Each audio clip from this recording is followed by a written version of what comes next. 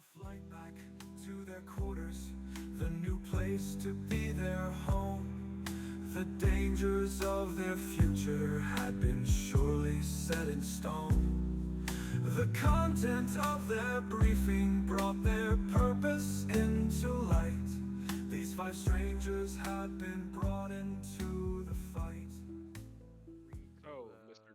There it is. Freak Man, what is the best way to kill a fucking Hydra? With fire.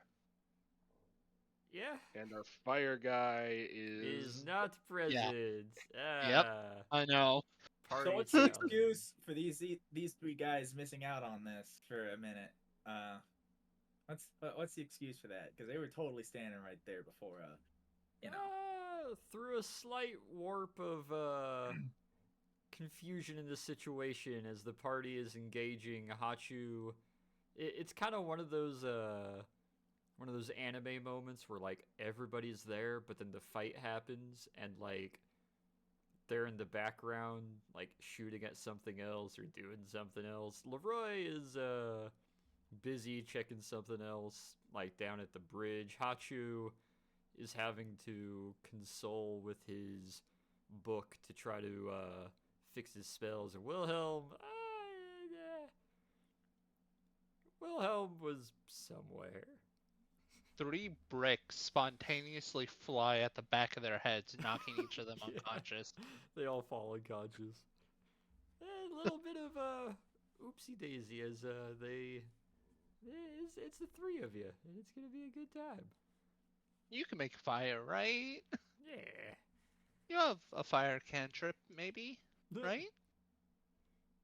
But let's see, where is the music? There is the music. Very happy music for hopefully not seldom sad moment.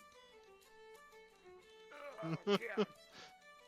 Last we left off on Wondrous Company with the Due West in the D&D campaigning. Wondrous Company decided to take a journey off to Rhodes to assist a call for aid of repeated shoreside raids and attacks being done. Without getting help from the military or anything else nearby, it's been suggested that of the magical nature, Wondrous Company be voluntold to go look into the situation and address it, especially considering its Greek oceanic origins. It might be of special interest for you guys. Arriving to Rhodes, you opted that a combat drop, seeing what looked like a raid going on, would be a reasonable decision. And turns out it was. As you guys landed on this little farming compound, you realized it was under assault and was currently being raided and pilfered by what seemed to be not quite undead, but warriors of a human-like nature, kind of enwrapped and entranced by various sea life and elements related to the oceans, bearing quite a ancient Greek sort of aesthetic. You guys engaged them and dispatched quite a few of them. However, you heard in the last moments, as you dispatched the second to last one, it made a loud plea in Primordial, and what seems to have answered it is something that was hanging out in the small shed in the corner. What likely is a Hydra. And last we left off, the party, now a little bit distracted, a little bit befuzzled and to themselves, find yourselves looking across the courtyard to the remaining ocean hoplites and a very, very angry and wild-looking Hydra. And let me pan you guys on over to the battle map where we last left off. And everybody is back where they were, except for those who are not present, at least not yet. For today, we will not have Leroy, and Hachu will be here in a little bit. He'll be arriving to reinforce shortly. Wilhelm is unknown at this time. We may not have him in the session. If we do, it will be a little bit later. So, until then, we'll pick up where we left off with the intro of the Hydra.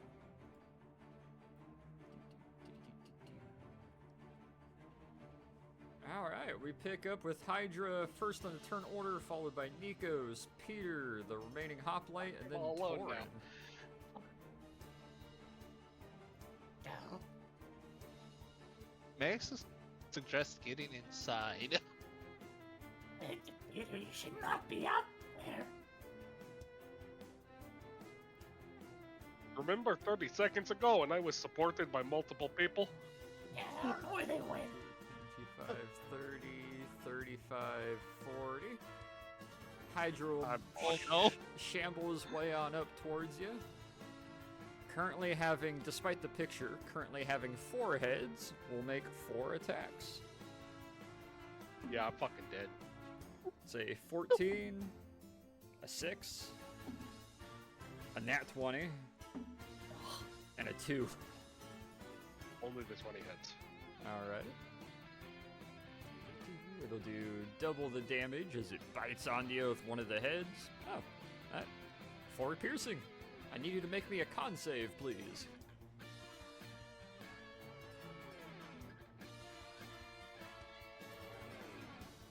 Nice. You start to feel it bite onto you as the eel-like head opens up and some of the teeth sink into your leg. And for half a moment, you start to feel your leg growing numb until your kind of innate magic starts to repel it. And you get that little bit of a clerical shine as you realize the poison is being repelled. Although it might not be foolproof should you get bit additionally. As its mouth retracts off of you and it backs up, the 4 heads yelling out and spitting in all directions. Nikos, you are up. Yeah. Yippee! Yippee! Can you get All the right. one guy so I can at least only face 4 Yeah. opportunity attacks? I'm going to dash to there.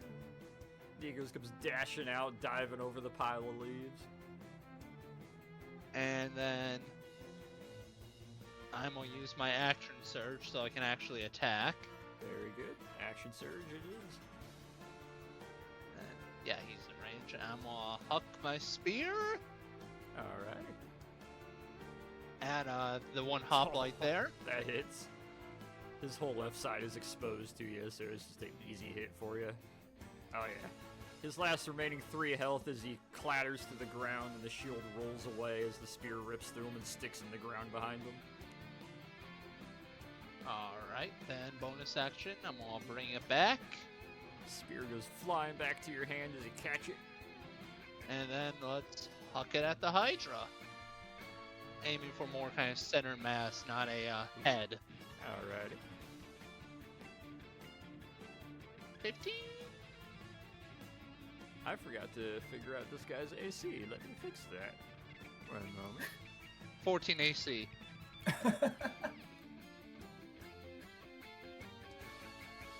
Actually, you're not wrong. It is 14. Let's Good go! go- I was looking, I'm like, notes, Hydra. Oh, 14 AC, okay. Alright, Hydra, 14 AC, yeah, you hit for Damn 10 it. piercing. Nice! You'll stick them right in the center Done. of the chest as the 4 heads yell out in all directions. The spear just embedded in them. Peter! Boita! Troika!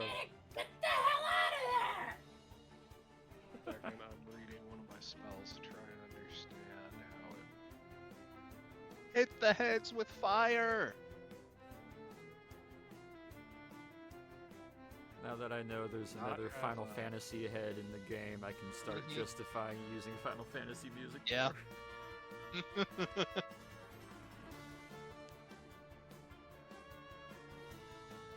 Okay, I'm gonna cast Banishment on it. Ooh. Okay. You attempt to send. I always gotta double check the rules on this one. You attempt to send one creature you can see within range to to another plane of existence. Target must succeed charisma saving throw or be banished. The target is native to the plane of existence you're in.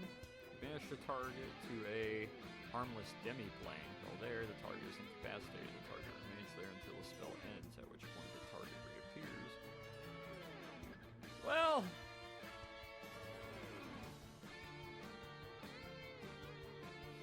if the target is native to the plane of existence you're on, the banish the target or harmless them. Alright. Fuck. Alright.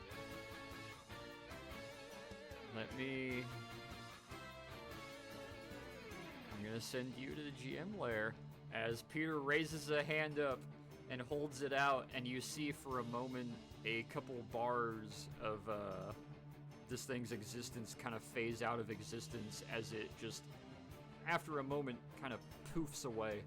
And Did it fail the charisma throw? It doesn't make a charisma throw. It is native to this plane. Oh. So if it's native to another plane, he can banish it away or return it to its original plane. However, if it is native to this plane, he just banishes it to another one until the spell ends. When does the spell end? When he chooses to let it down or after 1 minute. Target remains there until the spell ends, at which point the target reappears in a space it left or in the nearest unoccupied space if the space is occupied. If the target is native to a different plane of existence than the one you're on, the target is banished with a faint popping noise, returning to its home plane. However, as there's no other combat, you guys have about 55 seconds before this thing pops back. Otherwise, the target, if the spell ends before 1 minute has passed, the target... So, no, if I hold the spell for over a minute... Yep. As long It as you doesn't can hold it for return, a no. full minute, yeah. Yeah. As there's no other threat, you should be able to hold it for a minute, so... Yeah, you're able to take a breath as it's gone. You're holding your hand out and, like, kind of holding up your, kind of two-finger casting symbol that you do. What did you do? Nice work. Did you make it invisible? What did you do? I banished it to hell. You can do that. Ah. Is it coming back? As long as you don't Hopefully distract not. me, it won't. I'm gonna reload my guns. So, Torin's going to take this moment to reload the Bren, which is empty. Alright. And also I'm gonna summon back my spear. reload the Browning, which is also almost empty. So, make Mm. me a Yeah, perception. fair. Make me a perception roll. Nikos. Touche. Here it goes.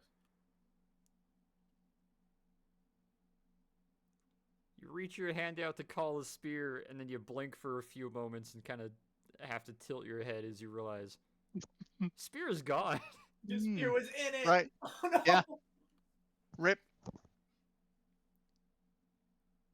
Roll me Arcana. Nikos. Got it. Was that spear particularly important to you? No, not well. I had it weapon bonded, but that's not too much of an issue. You can feel the spear. You could tell it is still in existence, but you don't quite know if you got the magic ability to recall it back to you through planes and different dimensions.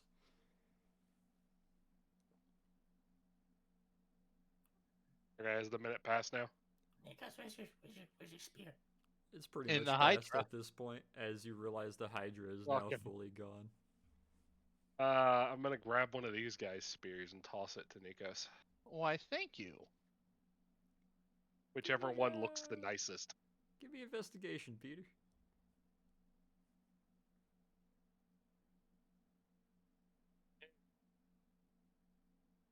Oh!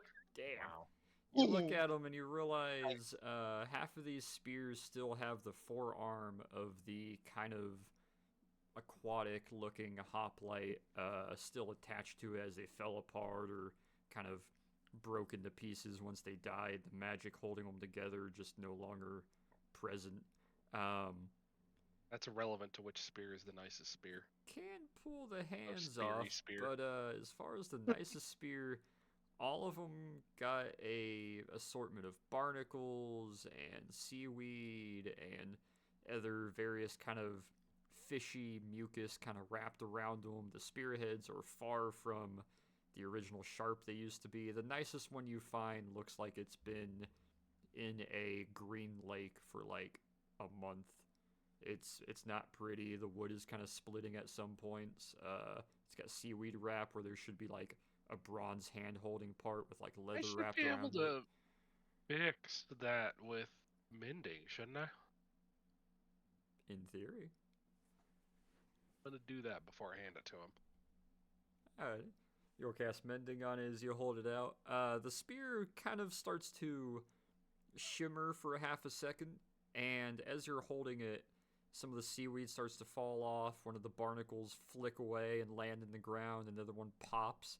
The spearhead kind of repairs itself. It's still a little jagged. It's not fully sharp, but the rest of the shaft starts to mend itself as the wood regrows a bit.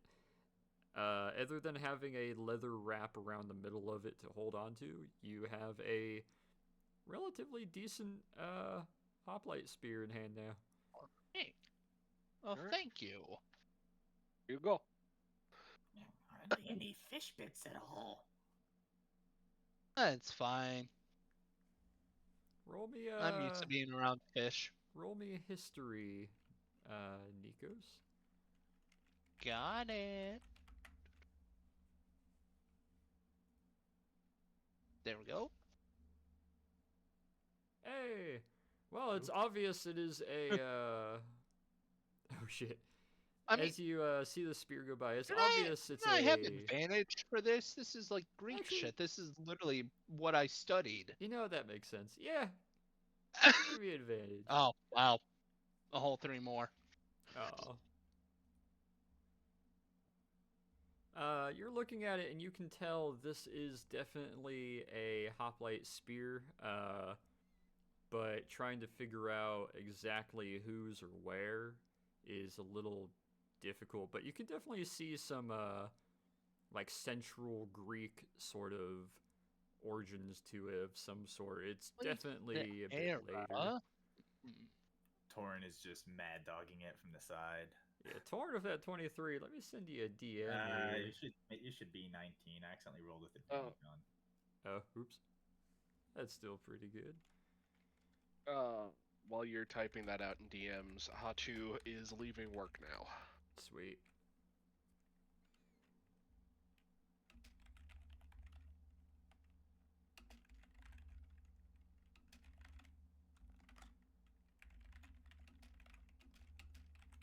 And I just Also, can't. I knew I was going to lose my spear like that at one point. Like what? Like you your spear was in the In the Hydra, I can only summon it on this plane. so it's gone. It's not too big of a deal. I have a new one here. Yes, of course, it's very Granted, Well, I won't be no, able it's to summon it to debatable. me quite yet, but Can I Let's use a fix surgeon it kit easy on enough. myself or no? You can. I'm gonna do that. Do either of you need healing? Yeah, I'm good. Yeah, I got a good one here.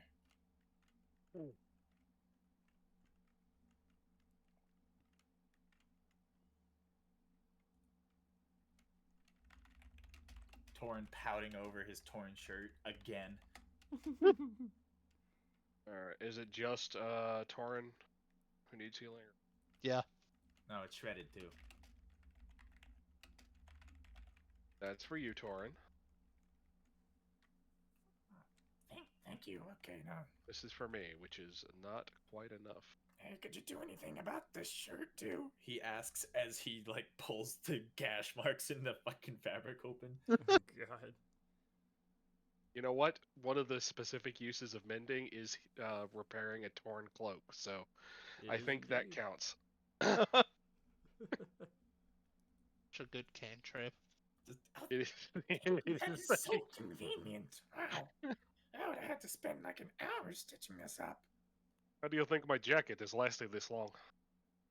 Fair. And that's a good point. Here we go. You know, not that I don't appreciate what you just did, Peter, but my heart's still kind of racing. That was a bit of an anticlimax. I'm still kind of amped up here.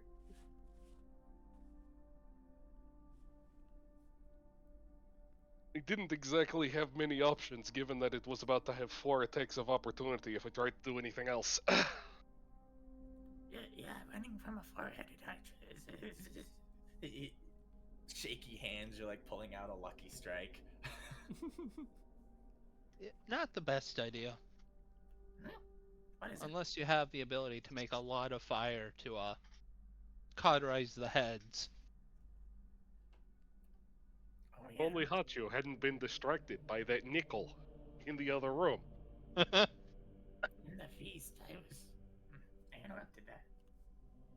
Speaking of, Nikos, this is more your realm. What do you know about these guys?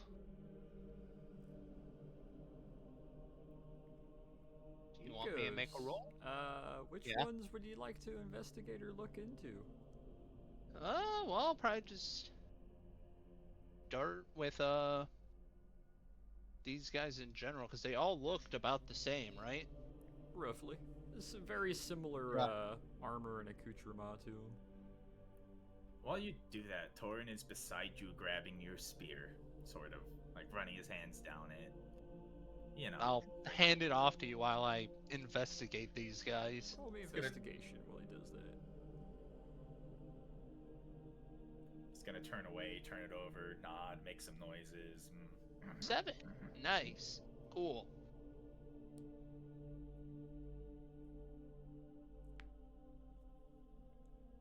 Go for it, Tor. Oh, because this is an ancient Athenian hoplite marine spear, dated Oh. probably around 470 BC. Owner of the Delian League. Yeah, this is an authentic Athenian marine. He was. Well, I mean, now he's undead fish, but this is actually quite a nice spear. Interesting. They're not undead. Well, what? They're not undead. He's gonna turn around and start poking at one of them. Well, we knew they were being raided by the Telkines, so I'm assuming these are them. As you poke another one, well, you're also looking over one of the dead. Very blatantly obvious what used to be a bright blue mohawk on the helmet, a lot of bronze style armor. Very Athenian, kind of marine coded, if you will, but beyond that, you can't really read too much more off of these guys. Their original bodies are very, if you ever seen, best way I could describe it, if you ever seen Davy Jones' crew from Pirates of the Caribbean, very much fish and sea life kind of built. First picking. Okay. We'll get to that in a moment. Torrin, as you also kind of look down at him, roll me investigation as well. I didn't need to roll that. I'm just making a statement. That's what I'm off doing. Gotcha. I didn't want to interrupt. Oh, good. 15. You kind of kneel down and look at them with them, and you get the same general idea. These are definitely kind of the height of the Delian League, kind of the premier like era of the Greek city-states. When all of them were kind of kumbaya every couple years, and then were warring the other couple years. But these guys are like the pinnacle time period of, if you think of Athens and their hoplites, these are like the go-to guys that you'll usually think of. Oh no, I need to update my count now. Your count. Yeah, never mind. Yeah. Here's your spear. Thank you. You can see Peter through the window that's partially got like 1 or 2 bullet holes going through it and a bunch of cracks on it. Are you doing that to the civilians that were killed, or? Yeah, I'm doing the civilians first, but I have no Okay. reason to not do it to the guys we were just fighting. Gotcha. It goes straightforward and relatively easy to the handful of farmers here that died while eating or in their various rooms.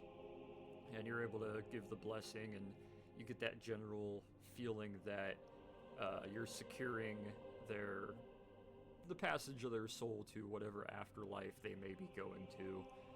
Um, the hoplites and the boarding party looking Marines, as you go over to those and start blessing them, you can definitely tell there's a soul, and you're definitely adding that kind of protective blessing to them. But roll me insight.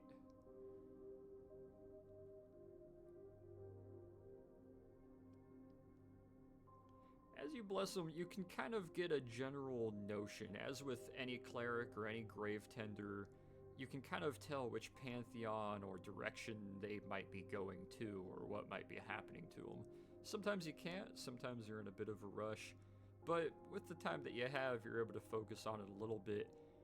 From what you can tell, the souls of these bodies, so to speak, aren't necessarily leaving this plane of existence or going elsewhere. They seem to be like they're gonna be making their way within this existence that you're in now. There don't seem to be. You don't get the notion that they're gonna be going to another plane or another existence or reality or anything of that sort.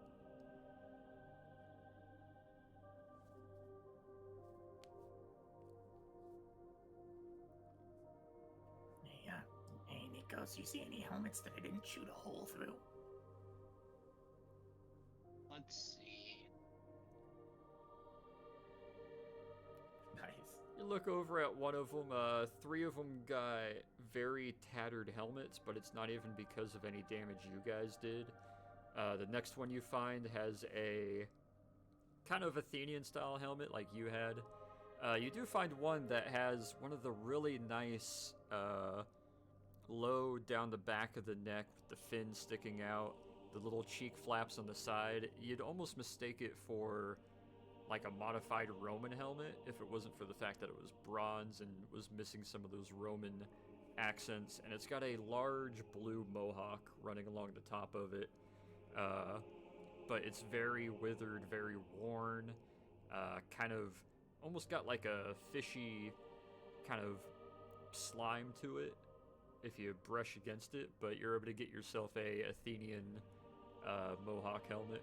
Well, that one looks mostly undamaged. I'll take it. Here you go. Another for your collection. It feels weird. Just That's probably the fish slime. it'll wash. I think. Let me see if I can find a picture here for you. I'm just curious. I'm gonna go take a look at one of their helmets, and I wanna I wanna reiterate that I am being driven insane by the fact that the 2 grids don't line up.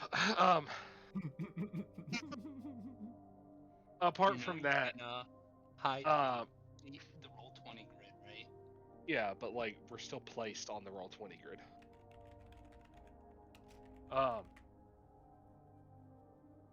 I want to just see if their like souls are bound to their armor. With that investigation that you rolled earlier while you were looking at that, they're not bound to their armor or these bodies. Their souls are definitely going to be taking the time to leave, but for lack of better words, there's kind of a general tell that you're able to look at where you can tell that the soul or the source or the power or influence, whatever it might be based upon the person or creature, these obviously having been humans and having had souls, you kind of get that feeling of like, oh, the soul is eventually going to depart, it might get lost a little bit, but eventually it gets snagged up by the appropriate power that wishes, or that it's promised to, or that it might be assigned to, and it will be taken to another plane of existence or another realm. This is one of the first times, other than a ghost per se, that the soul isn't being grabbed or going somewhere else, but also doesn't seem to be remaining here like it's a ghost or like it's been damned. Nikos. Mm-hmm. Fuck, I forgot which Greek god you're dealing with. Shit. It's Kronos? No, it's not Kronos, is it? Tython. Typhon. Kronos, or no, fuck. It's Tython. Kronos! Give me a minute to just fucking hard reset my brain. Nikos, is Tython supposed to be here? In this plane? Was leading the telekinesis. He's supposed to be under Mount Etna, imprisoned there by the gods, but Like who in the knows? most literal sense, under Mount Etna? Yeah, that's where the myths say he was imprisoned, yeah, under Mount Etna.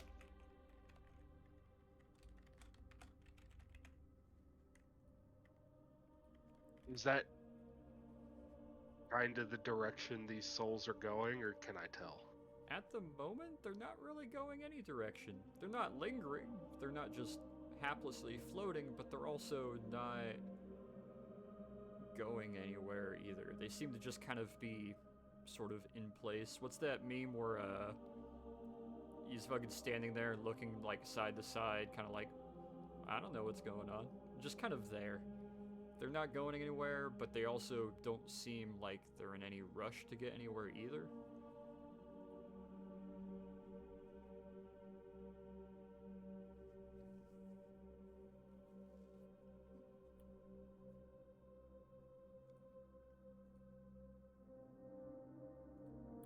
Compliments to the chef on this bisque, though I assume he probably died.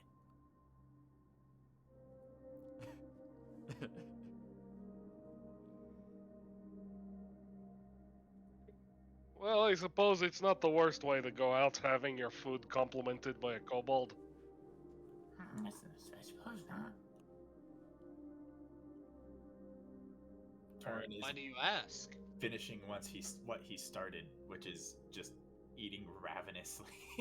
Time to go eliminate the remains of the map.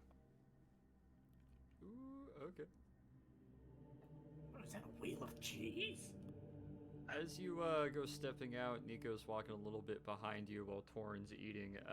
Peter, I would like you to make me a dexterity save, please.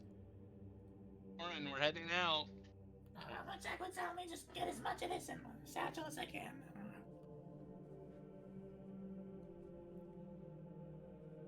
As you're looking over your shoulder, Nico's calling out to Torrin. As you look back, you see Peter give a half duck as two, what looks like crossbow bolts, go whizzing directly over your head, skimming the top of your hat, and sticking into the brickwork behind you from across this little river kind of stream. Peter, roll me investigation.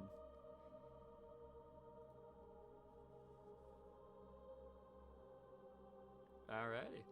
You see standing across from you, emerging from the bushes, comes walking out.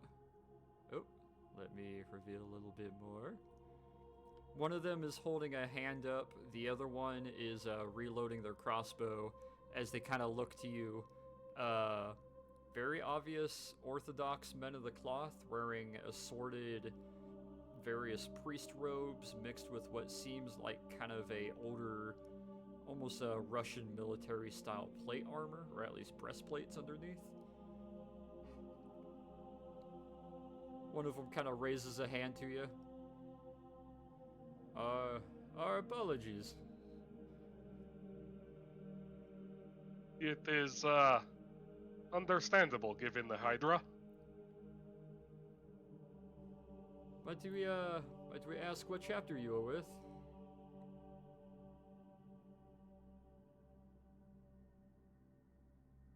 quite sure how I should answer that in character.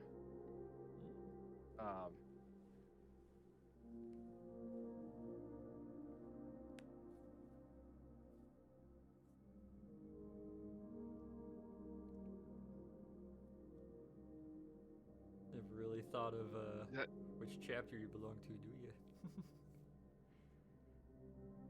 Well, I mean, are you talking like which patriarchate, or are you talking like the St. John stuff? St. John or Patriarchate, or whichever one you feel is a good way to identify yourself.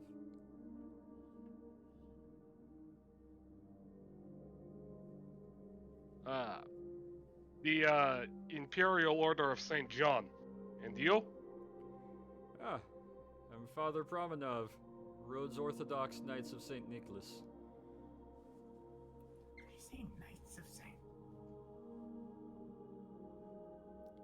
Give us a moment, we will come across the stream. I assume you have dispatched all of the IC peoples? Yes. As they- far as we can tell. Yep. Very good. And you see them kind of wrap their cloaks a little bit as they wade across the water. It's only about 3-4 feet deep, but once they get to the other side, they are able to kind of walk up and start shaking themselves a little bit. All of them have either broadswords, one has a mace on their side, they all have crossbows.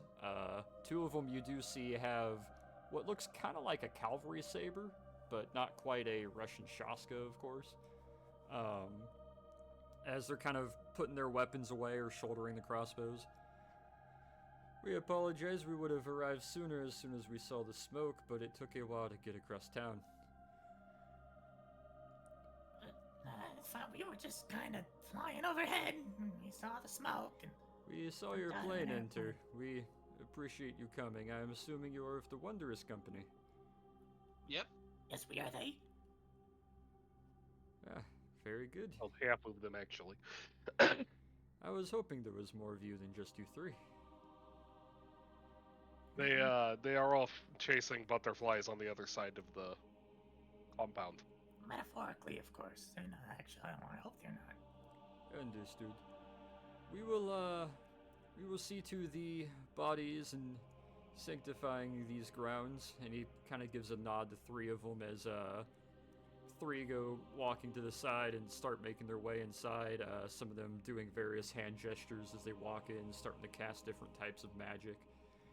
The other two remain looking to you. Well, I suppose we should bring you to the fortress and bring you up to speed on what has been going on now that you are here. Our friends will inform the remainder of your party to see to your plane before joining us at the fortress. They will bring them to us. Thank you. It'd be nice to get got up. I like to know why I usually end up killing things. I agree. Says as he stands there holding 2 machine guns. Please come right this way. Comically oversized for you. Machine guns. Well, one's kobold size. The bar is chopped down to kobold. Still big. Chopped down. The bar is still a big gun. It's chopped down, but like slung over his shoulder. It's still like a bazooka on his back. It's a lot of gun. Let's see. Where is the dun do diddly did do? Haha. Hee hee hoo hoo. Yeah. As the three of you guys will follow those two, it won't be a very far walk as you find your way around to the side of the fortress, just a little bit up the beach, and you make your way up a nice little winding path as they lead you into it. Instantly, you realize this is a very narrow and somewhat smaller fortress. Outer walls maybe 20 feet tall. Once you get through the gatehouse itself, there is maybe 15 feet before you hit the secondary wall on the inside, and then the keep in the very middle. It's a very compact, very tight little fortress, but very, very defendable. Nice braziers. They make your way inside and they lead you to what looks like a large set of double doors as you guys walk inside, and you realize you're now inside what has been kind of refit to be sort of the main chapel. A handful of pews along either side, what seems to be a stand. Peter, you can tell instantly this is a kind of orthodox layout and design, but it seems like they made do with what they had, as it wasn't originally built to host a orthodox layout. If anything, this was probably one of the barracks rooms that has been revamped. I welcome you to the Fortress of St. Nicholas, as we have aptly named it for as long as we have been here. Please, make yourselves comfortable. You can sit down. I assume you are tired after that engagement. Yes, quite. I can't help but notice your predicament. History has a long line of telling a lot about what's happened when holy men need to set up home in a fortress. Well, it predates even myself. This was a long while back when the church came across this fortress and made it their own. We have defended it since then, and after the calamity many years ago, it's served its purpose in various ways and against different threats.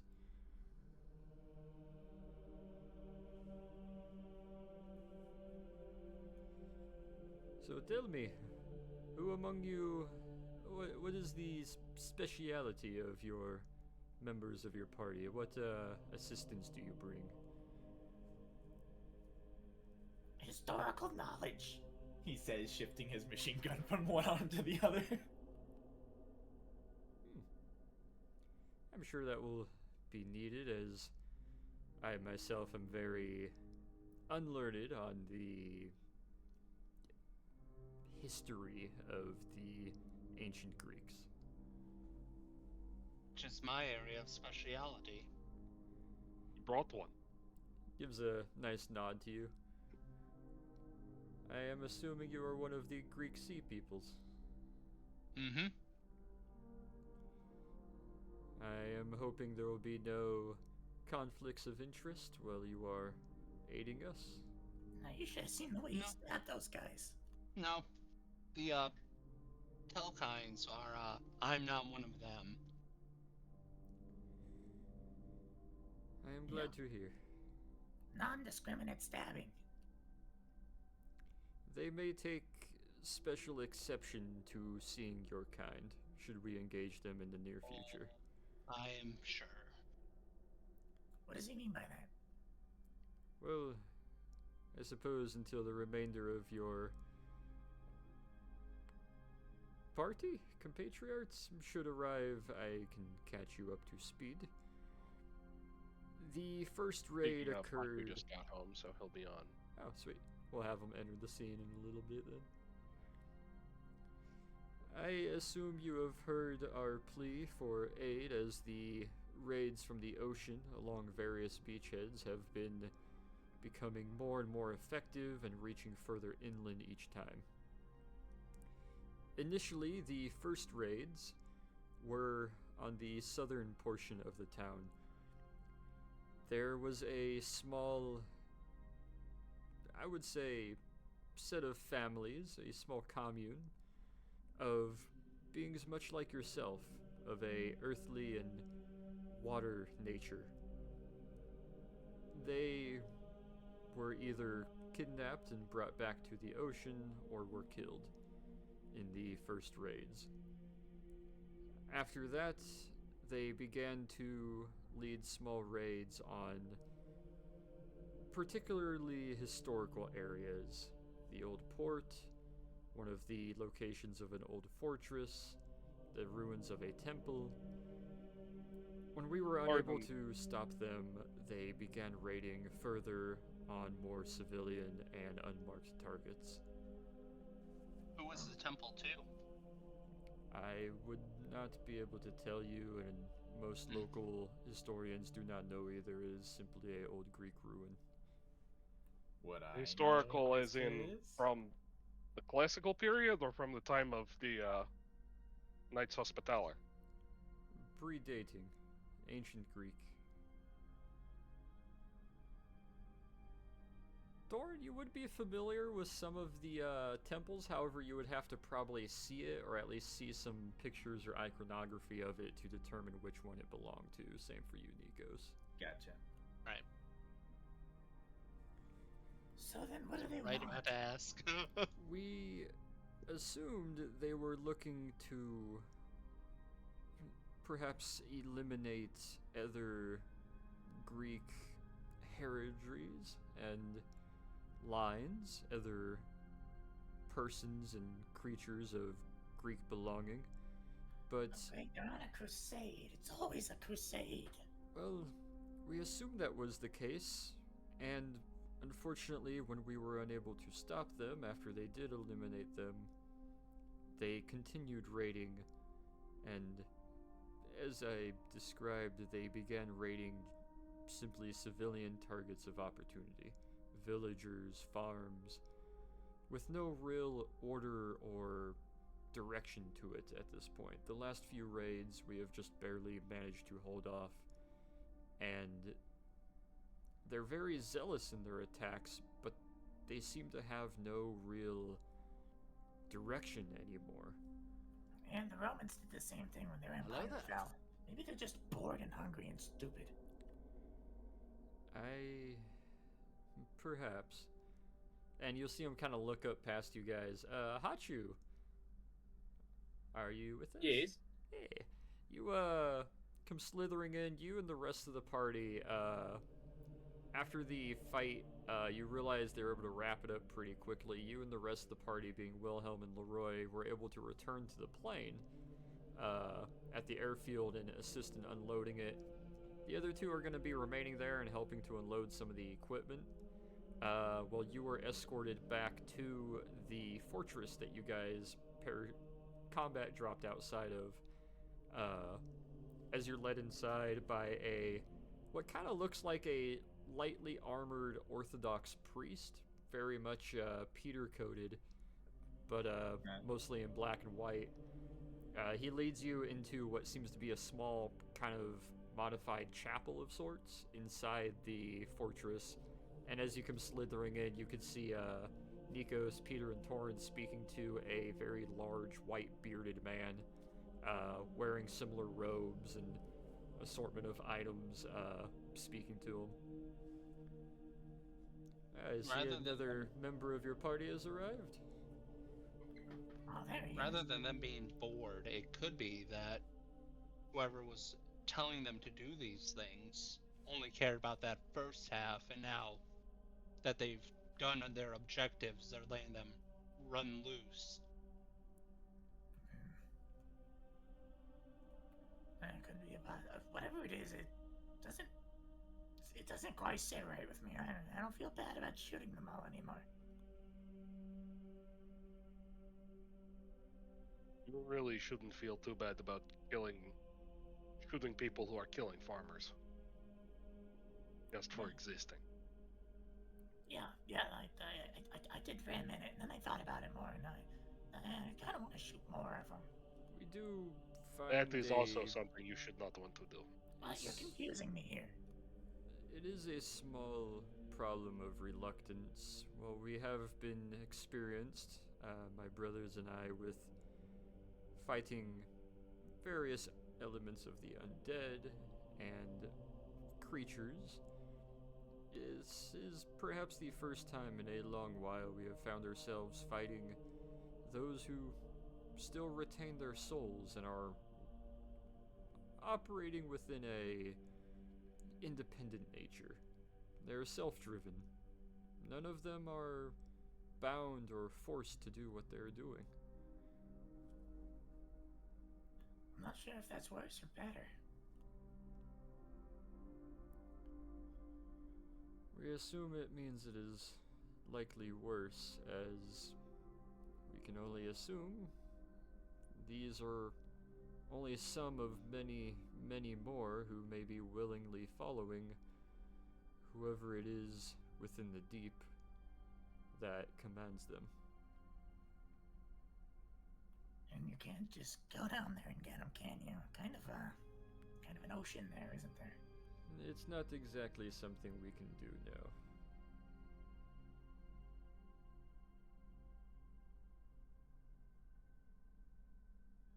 Well, then what do we do? Well, at this time, we have been slowly realizing a small pattern, or at least so we assume. They obviously are able to move and plant themselves upon land via body of water. Being a smaller island, that puts us at a disadvantage. However, we've noticed the tide seems to rise higher than it should be in a small area, just before a collection of their numbers should arrive. We believe this may be a slight way to preemptively intercept one or two of their raids. But, as you can see, there is only 5 of us, and we have no other assistance for the last few weeks. The entire Italian garrison that was on the island left months ago. Seems they were called away to another operation. Of course they were. Well, we're glad to be here, and we're here to help where we can. I'm glad Is you're here. there a militia? We attempted to raise one, but unfortunately the locals did not find it fit to answer the call. After the first attempt resulted in many losses, they have lost the heart for fighting. In fact, most are speaking of leaving the island or simply abandoning it. Oh, if you can't stop this or curb this, I mean, it's unfortunate, but that's not a bad idea. Perhaps that is the real goal. We have debated among ourselves if that is perhaps what they wish is to acquire this island, although we are unfamiliar with why that would be a objective of theirs. Do you think, Nikos? Well, at the moment, it just sounds like they're causing chaos. I think we might need to have a chat with these bastards. Well, we What have language not do they speak? attempted to capture any as of yet.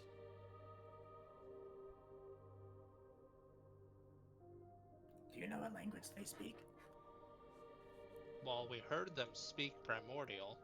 They do seem to speak a primordial tongue, although we have heard small words of a sort of Indo-European. ocean-like speech among them as well, that we haven't been able to identify. Ah, here is Wilhelm. Ah, they're trickling in. Ah, Wilhelm, Wilhelm. you missed it. Peter saved me a lot of bullets.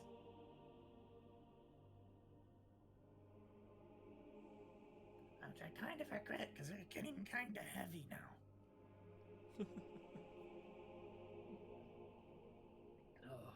Can we top up our ammunition since they stop back up at the plane? Yep, you guys will be able to resupply and fully rekit yourselves. Wilhelm just shows up carrying 2 giant fucking ammo boxes. Sounds Yeah, like he's got 1 or 2 things of ammo and resupply as you catch up. The party ended up split in 2 directions. Half the party went to the airfield to collect your guys' supplies and bring it to the fortress, while the other half accompanied what seemed to be a small assortment of Orthodox priests that caught up with you guys. what happened with the Hydra looking thing? As Peter you guys banished were about to engage it, Peter banished it, and it ceased Uh-huh. to exist on this plane. Ah, Gotcha. that Took works. my spear along with it, but that's fine. With a spear. I with got a it. new Oh. one. I gave him a Oops. new one. Yeah, I got a new one. And it's sea flavored, so it's even better. Ew, it tastes like the sea. Ew. me a But, might. I'll sort of try licking it yet. being shown your way back and walking your way up some of the paths and through the outside of the keep, you find your way into the chapel on the inside. And you see the rest of the party kind of sitting down or kind of relaxing in some of the pews, speaking to a very large, white-bearded Orthodox priest. He kind of looks to you and gives a nod. I'm glad you can join us. We He's our were weapon just specialist. discussing the motivations behind these raids. Well, the problem I see Speaking here is- of, What, I had an idea, Wilhelm. We need you to invent a waterproof landmine. Uh, couldn't we just use sea mines and change the application to what we need for land? That's why he's our weapon E specialist. mines Always are thinks of the very simple stuff big I see what you mean. and hard to move around. We need Yeah, that's it. something that we can just carry and put in the Yeah, ground. this is true. Perhaps we could use the application of sea mines and combine it with application of generalized landmines to make a smaller kind of waterproof landmine. We also need to be able to do it with what we can get here. This might be a little bit more of a problem. We do not have too much to offer in those regards, I am afraid. The way I see this problem is we can't be here forever, obviously, and well, I mean I don't know. We've got to find a solution before we leave, because sure we can show up and shoot some guys and leave, but it's not going to stop. Perhaps you mentioned you are of a historical importance and investigation? I wouldn't know importance, but I've read a lot of books. Yes, I have. Do have a somewhat large backlog of many old scrolls that we have had not the time or freedom to look over. Perhaps reading through that you may be able to assist in our decision making. I could take a look at it. Yeah, I could. Very good. That would be What nice. if we?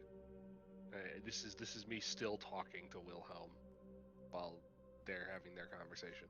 What if we create impromptu depth charges and use those to blow up wherever they're coming from? This might work a little bit better, as as you remember, when we were on the ship, I created a sort of impromptu depth charge, and it worked decently enough in creating or making a at least creating some amount of damage to the German U-boats that were following us. And I'm pretty sure you killed some of the sirens. Yeah, I think that was that was my most effective impromptu weapon I've ever made. So wait, do you guys have guns and choose not to use them? Or are you like the whole holy we're not gonna use firearms kind of thing? We are a mixture. We have not found ourselves with the need as of yet for firearms. Torrance is gonna like pick one of the guys in the room and be like, hold out the bread, like, Here, you take this for a little bit. I'm tired of carrying it. I'll pick it up when I leave. He kind of looks to it, looks to you, gives a little bit of a reluctant nod and a half smile, and will take it and hold it. Torrance gonna stuff a couple of mags into his pocket and then walk away. I think it would Orthodox be priest wise to standing there go. holding the bread, just like, huh. I think it would be wise to go look at that temple they raided. I believe that would be I helpful, agree. especially with your knowledge base. You may be able to find something we have not had the chance to find. Or While you are here, we often have, at the minimum, at least half a day between these raids occurring. So, while we have the time, as that one has just been thwarted, perhaps some of you investigating the temple and some of you looking through the scrolls, I believe we may be able to turn up some more information. You've been facing 2 a day? Some days, other times it has gone 4 or 5 days without even a wave. It's been very sporadic and unreadable. The only notion is the tides rising in a specific area that they often approach from.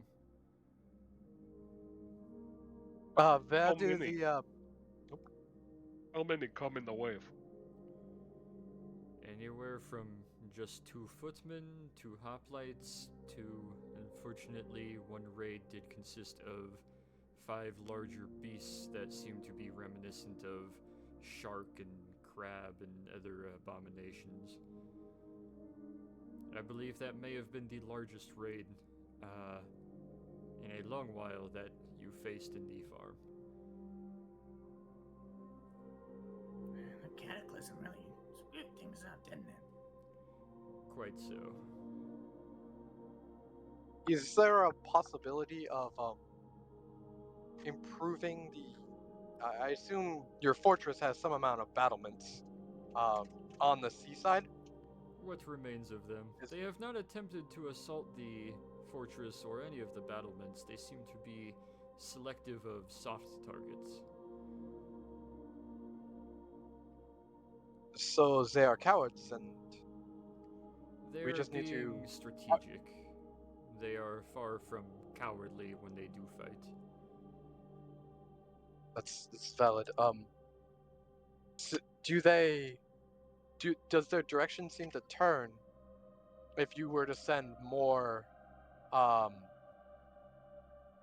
send more defenses towards the soft targets and the farmers and things of that nature? Have they shifted directions and gone straight for the fortress? We have been unable to test that, as it has only been the 5 of us holding them off for the last couple weeks. Perhaps with us here, it might actually be possible for all 5 of you to go down there, or us 5 to bolster the defenses of the soft targets and see if they change directions. That would be very much worth a look into, I agree. Not to mention that Bren machine gun. You get that set up in the right place, you could wipe out a whole beach out of those guys. I feel your firearms may come in quite a bit of handy against them. I think if we were to use the Bren gun as a stationary target, we need some way to actually funnel them in at the very least. Thankfully, Did many we of bring- these beach approaches do find themselves rather rocky, and their approaches are somewhat narrowed at times. That sounds like a good thing. Did we bring both weapons, or did we just bring the Bren? You guys brought the Bren, The and MG34 is on the plane. Yeah, the 34 is currently on the plane. It's just Yeah, it We hasn't want been to- dismounted yet. I'd say unpacked rather than dismounted. Unpacked, yeah. Turn it into a tail gunner. Do we want to split up into 3 groups? Say, Torin and Hachu look into the library, since you 2 are the smart ones. Me and Nikos go to Put the a big temple. asterisk on that one. Joe, he called you the smart. Are you one of the smart ones? Well, He is a according wizard. to him, I am. So, I just. sure I am. Yeah, why not? You're also quite dangerous.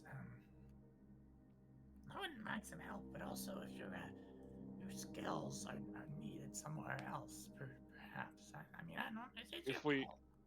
if we have about half a day, you two with the high int stats, check out these scrolls. Me and Nikos go check out the temples, since that is very much very much Nikos's area of expertise. Expertise. And then Wilhelm can start teaching my brothers here how to use machine guns. Yes. That shouldn't be too hard. Especially since I want to check over and see if they can make some rudimentary, maybe even trebuchets or something of that nature. I feel like cannons we wouldn't have the time for right now, nor the gunpowder. So yeah, I think some type of siege weapon that we could possibly put together real quickly. And then obviously teaching about uh, Overlapping gunfire fields of in fire general. and such. This is that scene where you find the door in the basement with like the tapestry hung over. It's like, oh yeah, this was the old canteen.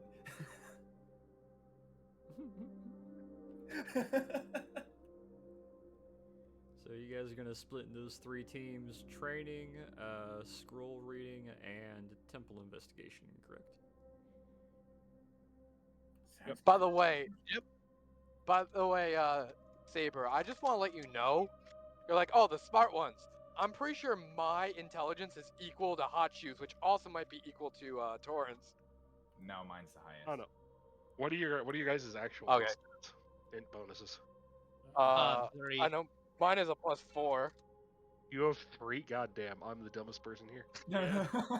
I was you're the gonna wisdom say person. you're kind of Yeah, I digging got your plus hole. 4 on my intelligence. The lowest Yeah, I'm a- intelligence person as far as raw stats and numbers is you, Peter. Yeah, I mean, I'm I really kind of hitting- figured. Because I balanced my stats across everything as opposed You're to the dumping cleric everything. and religious main, whereas the rest of them are various historians and archaeologists and scientists. No, and- I scientists. figured Torin has the specialization, and as a wizard, Hachu would be the most intelligent. Yeah. Which And then I funnily figured enough, he Wilhelm's isn't, but- specialization would be better used doing other stuff, and Nikos is specialized for the Nikos is specialized for the temple, and I have the religion and bonuses. Leroy has the numbers tism. But he's not Let's here. be honest, Leroy You is get a just a passive- 100% charisma guy. He's a living Can we calculator. assign Leroy to a group and get a passive buff You can. from that? You can. I think can- he'd oh, probably can he be best assist served me? in the. Oh, okay. Can he? Yeah, sure. Can he? I was gonna say, can he assist me as the charisma guy to my teaching? Because I'm gonna be intelligence based, Actually, and he's gonna be the yeah, one he who's would- like, Hell He'd be able to yeah. help with that. Yeah, we'll do that. What I think you would actually be doing is trying to start a gambling ring now Oh, without God. the priest. So have you thought about reselling these candles? Oh man. Alright, yeah. Real tricks ours. After a little bit, you Right. guys are able to kind of split into 3 groups with one priest going with each of you, except for those of you going to the temple. You're just given directions of how to get there. I guess we'll do. Which group do we want to do first? can you do me last? Because I'm almost back at the house, and I'll have Can better do. internet. Yeah, We that can works. get the knowledge out of the way. Yeah, let's Hang get on, the, Yeah, sure, why Before- not? we'll get the scroll reading. Before What's it? we disseminate, we can also hand off the extra Mosin Nagant and Knock. to- Extra Mosin. Yeah, in the party inventory. Saber, I'm just letting you know. We can grab. We have 3 MP18s, 3 suppressed SMLEs, and a Mosin Nagant. Just piling guns on their doorstep, like you've been needing these. Yeah, you can arm all of them. Well, By the way, you said disseminate, and I'm pretty sure that's not the word you're looking for. Because once it's disseminated, you can't disseminate it. that's not what disseminate means. It's when you flunk out of seminary. I know. That's not what it means. It was. I thought it was Heck. disseminate. Hang on.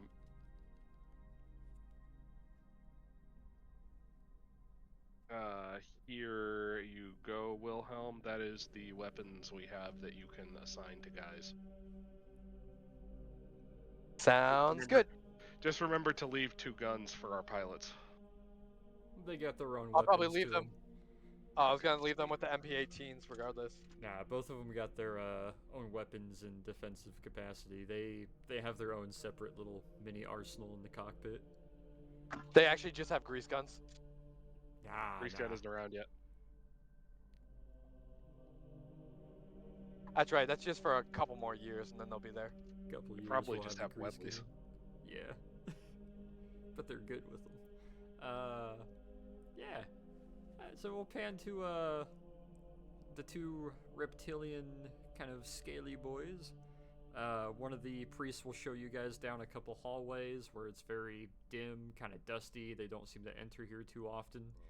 And lead you guys to what seems like a somewhat smaller room, maybe 10 by 15 in size, but both walls on either side as you enter the door that's right in the middle of the room. Both sides of the room are just shelves running wall to wall. Kind of triple, if not quad stacked, with little pyramids of scrolls. Some of them very old, some of them moderately old. No real date or time to them, it seems. Just kind of stored. Well, it's a good thing we brought a ladder, eh, Hachu? Eh? Yeah, let me uncoil. Just, just scissor lifts up. So as you guys kind of look to these scrolls, both of you roll me investigation.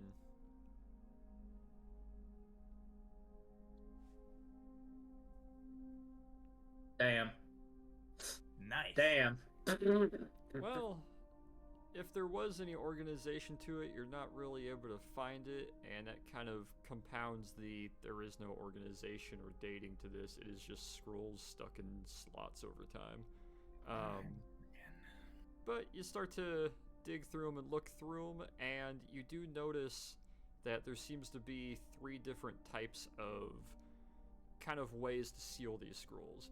Some of them are wax stamp sealed, and some of them are what looks kind of like a, dare I say, a kind of wire or metal core, like twisted hemp of sorts. So like kind of a hemp rope, a very thin, tight one with like a metal core to it, like a wire inside it, wrapping some of the other ones.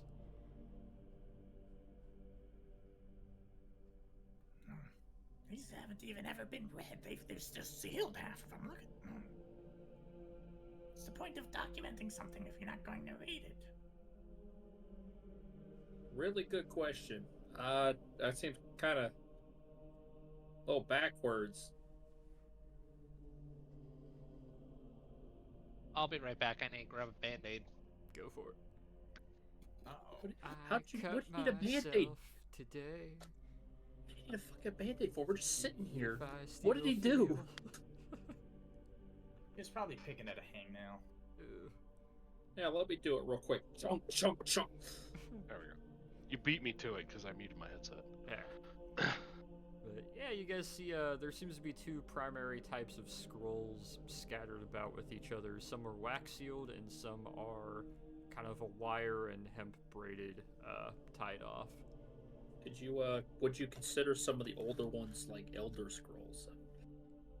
They may have been written by an elder. I'm gonna hurt you though. I'm sorry. All right, Uh, Lauren's going for some of the wax seals, all this ancient wax sealing shit. Like no, man, you gotta read it. Yeah. Gotta be real careful. You, Just- grab just- one of them, and you can tell it's a very old, thick, kind of almost papyrus type paper. It actually feels kind of familiar. Roll me history. 18, Roll me investigation. 19. You, it's got a very similar but much smoother texture and kind of brittle feel to the scroll as Picatrix. Oh, that's slightly disconcerting. Some sort of this is old. This is very old. Yeah. Oh, well, hopefully they didn't skin them here. I'm As back. you look at the wax seal on it, it seems to be a very, very simple four-pointed star. And inside this kind of wide four-point star is, dare I say, almost like an inverse box shape of sorts. And inside the middle of it seems to be what looks like 3 fish in kind of a, like, propeller triangle shape with the 3 tails kind of overlapping each other in the center. Alright, well, we're gonna break the seal. He's gonna try not to tear it, the wax seal. He's gonna maybe try to do the knife working under the edge of it, but he's gonna open this. Alrighty. You pop the seal on it, and you start to open it. Both of you roll me a dex save. No, it's one of these libraries. 12.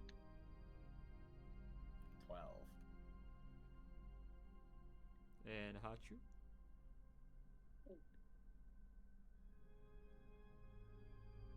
Sure, I pressed the right button. Hey, there we go. Nice. Torin, you're going to take a unfortunate 2 points of impact damage and also be pretty wet. Hachu, thankfully you're pretty moisture wicking, but Oh, thanks. it doesn't seem to hit any of the other scrolls or anything, but as you open the scroll and it gets to a certain point, a jet of water comes spraying out like it's sprayed by one of those ones that like clean off the cement, and it hits you right in the chest and like thuds you as you drop it to the ground. Roll me a sleight of hand, Torn.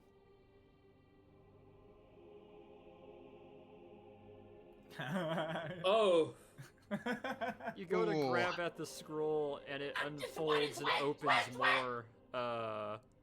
The room you guys are in is starting to fill up with water as the bottom rack of scrolls are starting to get soaked and wet as a about bowling ball size hole of water is jutting out of the scroll.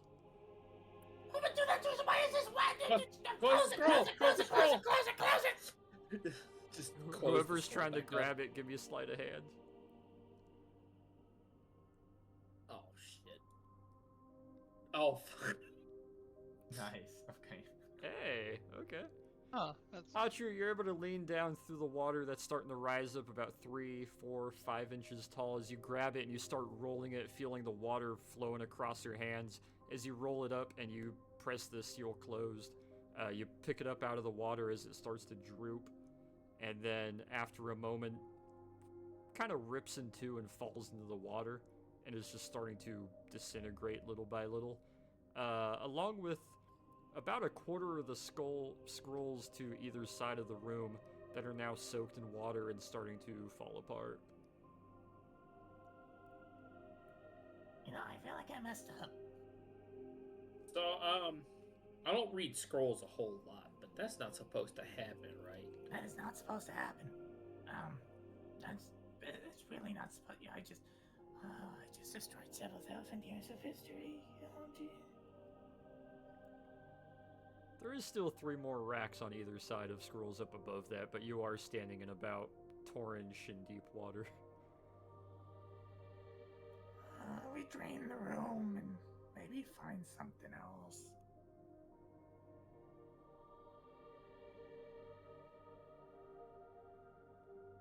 David. Why though? Why? Why? Oh shit. Yes. You hear a knock at the door and a somewhat concerned voice. Is everything okay in there? Well, Just a water scroll. You hear the door give a little click as he opens it, and all the water starts flowing past him down the couple steps leading to the door and into the hallway. And you hear a couple, like, murmured curses and kind of grunts. What is this? One of the scrolls exploded into the water. So there are production scrolls and magic scrolls in there then. Oh. I suppose there are. Well, if you continue reading, do be careful then. I will leave you to it. And after a moment, he kind of closes the door after the remainder of the water starts to flow out, and he'll close it and clamp the little thing back, and you hear him walking down the hallway making a couple splashes. Hey, I think we might need to leave the door open just in case. Yeah, let's just crack the door open and you pick one this time. I'm having some bad luck. Just grab something that looks old out of one of the Sure. shelves and You're able to open the door with the little, like, kind of turn bolt handle and crack it a little.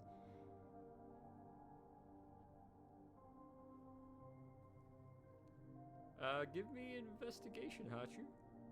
Are you going for a wax seal or a hemp roll? I'll go for a hemp roll since I saw how the wax seal went for him. Alright. Yeah, give me an investigation. That's much better. Hey, okay. You reach up to one of the higher shelves and you grab one that's got the kind of twine hemp string wrapped around it and tied off with a little metal core to it. Almost kind of like the sandwich bread tie ties. And you're able to take that and start twisting it and pull it off, open it.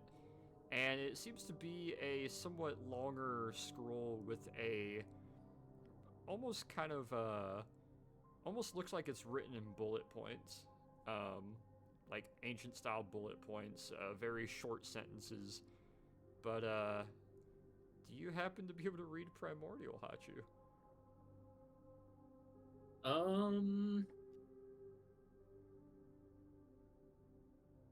No, I know how to read abyssal. Is that translated to it? It's parallel, but not really the same. I see. Okay, then no. Somebody around here know how to? Torrin studied up on how to read Greek, but not fucking primordial here. It's region based, not random primordial scroll in Greece based. So.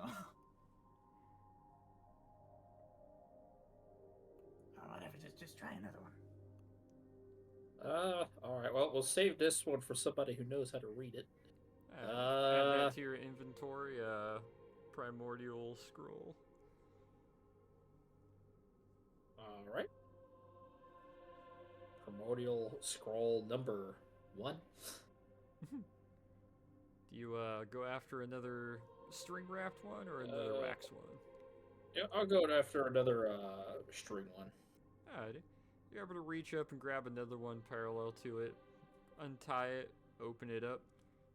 This one seems to be in a fairly old, what seems like Greek, but it seems almost like it's written in like a very basic letter format, like it's one long singular message in the middle.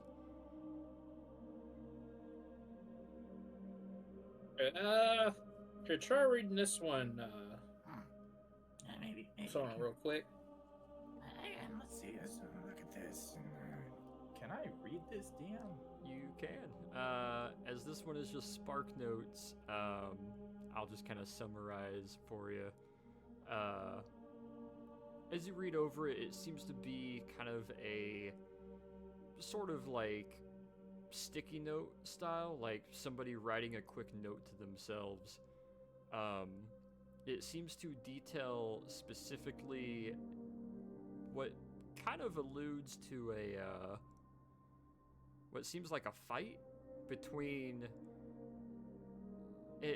it's a word that sounds like large beast, but it's not quite. It translates roughly to large beast. What seems to be a fight between a large beast and a titan that occurred just outside the island to many of the onlookers. Multiple ships were destroyed, and many soldiers and hoplites lost their lives in the defense against this large creature. Were it not for the titan defending the island, it would have surely destroyed the island. Just assume Torrin read all of that in staggered speech, and you heard that, Hatsu. Gotcha. Yeah. All right. I see. I presume the Titan That's- they're speaking of is the statue that was taken from this location. Yeah, that'd probably be a pretty good guess. Is there a chance that this place has always needed a protector and that it is only under strife now because it is gone? Possibly. Have to ask about that. I would guess. Alright. We're gonna try to have another look around here, maybe consolidate a bit into what might be extra relevant and hasn't been ruined by water. Alright. Both of you give me investigation as you kind of start poring over some more of the scrolls, looking them over. Oh, god damn it. I always roll bad in these scenes! Consistently! 16. You're looking a little bit lower and you're not able to find too much of relevance. It seems like a lot of the hemp-wrapped scrolls are simply moments in time or requisitions, different parts of the fortress being built, different parts of the town expanding, slight damage done to one of the corners, a little bit of sea erosion at the docks. Seems like a lot of commonplace among some of these. Hachu, you're looking up a little bit higher as you're reading through a handful of them. You find one in particular that I'm assuming each of these you kind of pass off to Torin as he's kind of skim reading them. And this one in particular that Hachu finds, you start to read over it, and it seems to give detail of a raid. This raid came in and all of the defenders were pushed back and driven into different points of hiding or leaving the island.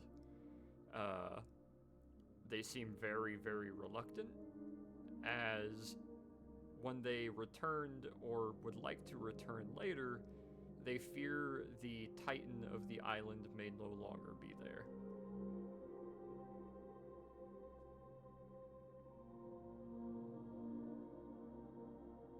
That seems a little telling, doesn't it? Yeah. I'm starting to believe that our way to solve the issues to people the issues that people have here is it's not here. It's somewhere else. Give me Yeah, one should we- more investigation among the two of you? About time. Hey, there you go. There you go. Hey. You guys are starting to see a little bit of a pattern to some of the scrolls. As you're looking through them, you can see the ones that, dare I say, seem a little bit nicer because they have kind of an edge or a trim to them. And you're able to pick those out as you start pouring over them. With that 21 and 20, Torin, you specifically are able to find one that seems to be possibly one of the oldest scrolls in here. As you start to pour over it, it gives details of the history of Rhodes. Specifically Rhode, or Rhody. Also aptly named the Island of the Sun. It would seem Helios, way back in the day, had a battle with the Titans and some of the gods. Helios, having done such a banger good job, Zeus decided to reward him with an island. Helios fell in love with a specific sea nymph. The sea nymph was named Rhode. Wouldn't you know it? They birthed out a kid. Rhody, being a descendant of long line of sea gods, Helios and Rhody lived on this island and would make themselves the protectors of this island, awarded them in their campaign aiding Zeus. Wow, well that's some good history, isn't it? This island was a gift from the gods. Oh, okay.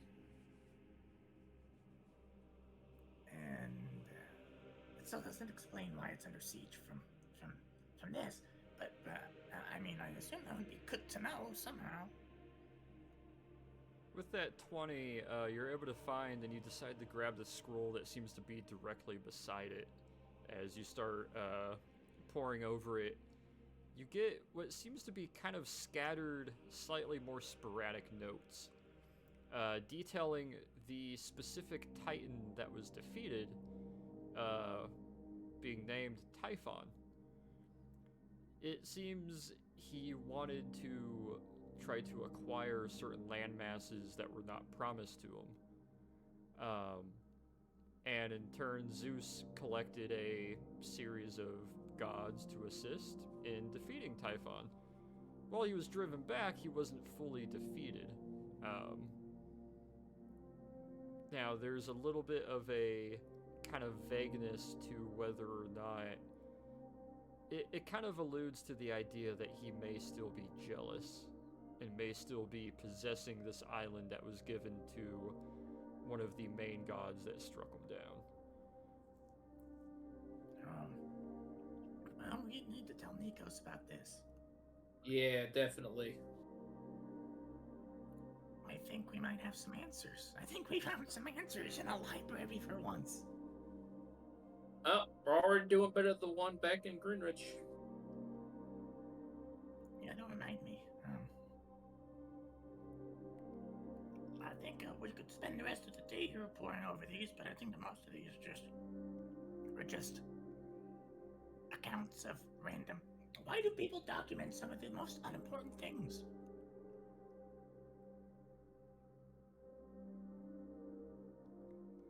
With that 20 and 21, give me one more investigation. We'll see what two remaining scrolls you guys come across.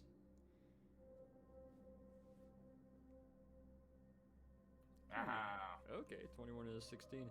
Are you guys wanting to look over a hemp scroll each or a waxule scroll each? Thorn's looking at another waxel. He's gonna tempt fate again. Alrighty. And Hachu, which one are you gonna look after? I'm still iffy about doing one of the wax ones, so I'll just find another one of the Alrighty. other ones. I just immediately forgot what it's called. Gotcha.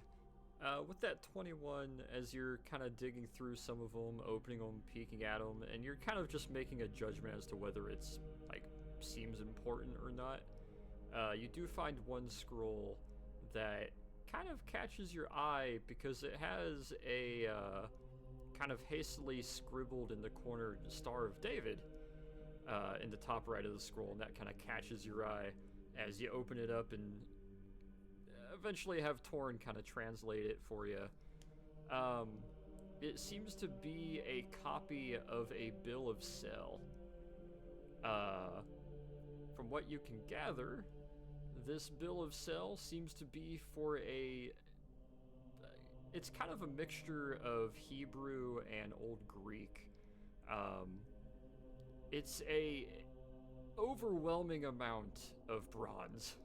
It's a massive amount of bronze that seems to be sold by the equivalent of tons, or by the ton. What this is? How do you know what you've just found? Not. I'll read. I don't know Greek or whatever this Hebrew is. I think. So I don't know either one. So no, not really. This is a scroll detailing the sale of something in tons. The Jews sold the statue. I think this is the bill of sale for the Titan. Give me a perception roll, Torin. Stop laughing. I'm sorry. Of course, the only Jewish thing we find is something they sold. Of course, it's over fucking money. Of course it is. What else would it be over? As you're looking it over, you're trying to see if there's more specific details to it. And the one thing you find is it's kind of out of place, but it's probably it's either a name or a location. You'll have to look into this later to find out. The name is Ataturk, and I will DM it to you.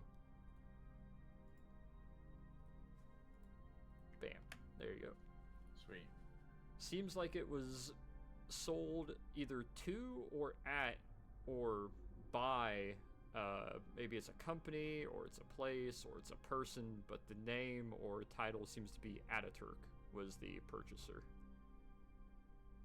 This is good. This is good. We've got a bill of sale. We've got a date. We've got a name. This is enough to go off of. Yep. The Turks bought the fucking Colossus. That doesn't surprise me. Seeing as, like, you know, the Turks have always been friends with, like, I wouldn't say friends with, but yeah, it makes sense. Ataturk preparing to use his giant mech to kill all the Armenians. Oh no. That or retake Greece. We're holding on to this one. We're taking this You with kidding us. me? He's marching that thing across the that's a stupid thought. He's gonna march it across the sea and take Cyprus. I don't know. Marching to Syria. Oh god. However, as you kind of pour over that, you definitely pocket that one under your arm. But you go back to looking over at the wax seal scrolls. You want to grab one more of them. Let's see. You rolled a what was it? 16? Yeah, 16. You grab one and you look at it. Before you just crack open the seal, you kind of focus on it. It is a symbol of what seems to be a. How do I best describe this?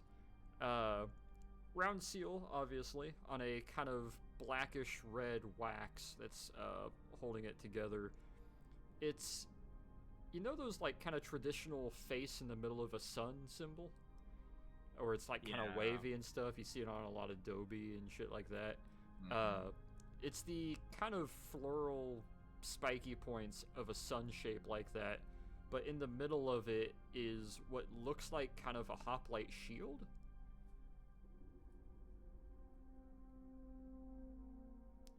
So kind of that sun face, but instead of a face, there's what looks like a kind of hoplite shield in the middle of it.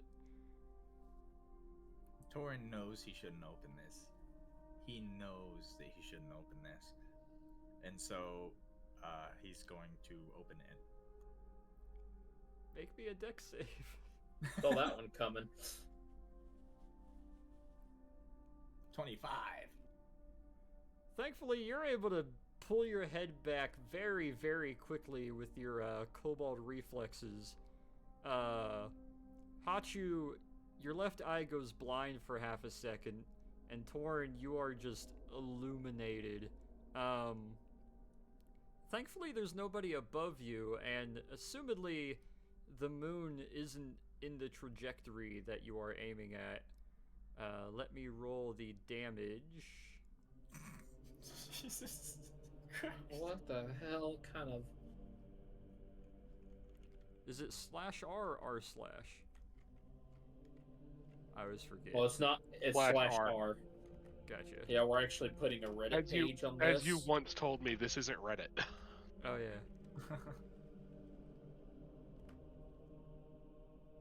yeah. 220 points of searing ray damage are going to hit some planet or celestial body eventually as a half-second burst laser juts upwards, making a perfectly seared and cauterized hole through the brickwork and ceiling and into the cosmos. Holy fuck. Oops. The scroll kind of crumbles and falls to the floor. On a planetary scale, 220 damage isn't really that much. It is until you're some farmer and you watch your crop just take a laser beam that traveled across the cosmos. Oops. You know, Hachu, I'm starting to get the impression that these wax skulls are a little bit dangerous. Yeah, I think that's a good conclusion. And I gotta go write something down in my notes for Star Wars. Oh no! Random laser hits a planet. Were we on the top floor, or did we just burn a hole through like 3 levels of fortress? It's all one floor, but it's about 3 feet of various brickwork and wood panels and stuff that you just made a perfect skyline hole about a foot wide through. It's like you dropped a lightsaber straight down. So, Torin's gonna pretend that didn't happen. Grab a couple more wax scrolls and just leave with them. All right. He's just gonna take them. He's How not gonna many look are like you gonna they- try to they're find just and they're just on the grab? shelves. They're free to take for anybody. Like 3. Like 3? Okay. Let me DM to you the. Oh god, give me 1 second. Let me DM to you what the 3 seals are.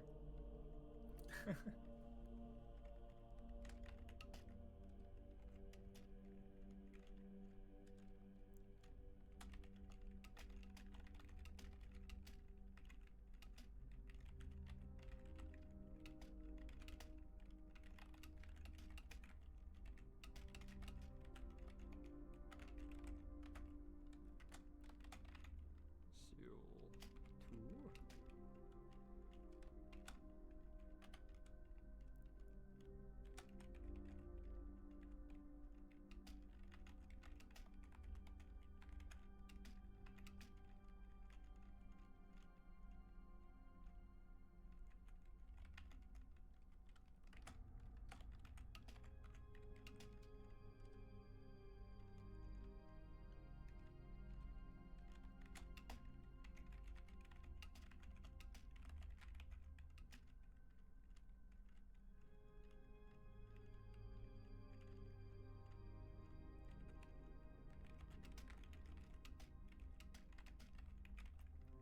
this is gonna be a terrible idea. On our way to the temple, Nikos, do you think we can stop by the Achilles kiosk? Yes. There we go. I also assume while you were walking, you just wonder what that giant fucking laser beam of light that shot into the air was momentarily. I don't think anybody. Actually, the outside team will see it. We'll get to that probably while they're investigating. Also, They how have long is the souvenirs and walk? drinks. The walk's about I'd say about a 20-minute walk, casual. Okay. Yo, dude, they have wine for 75 euro cents. Oh. Doesn't look like particularly good wine, but still. And let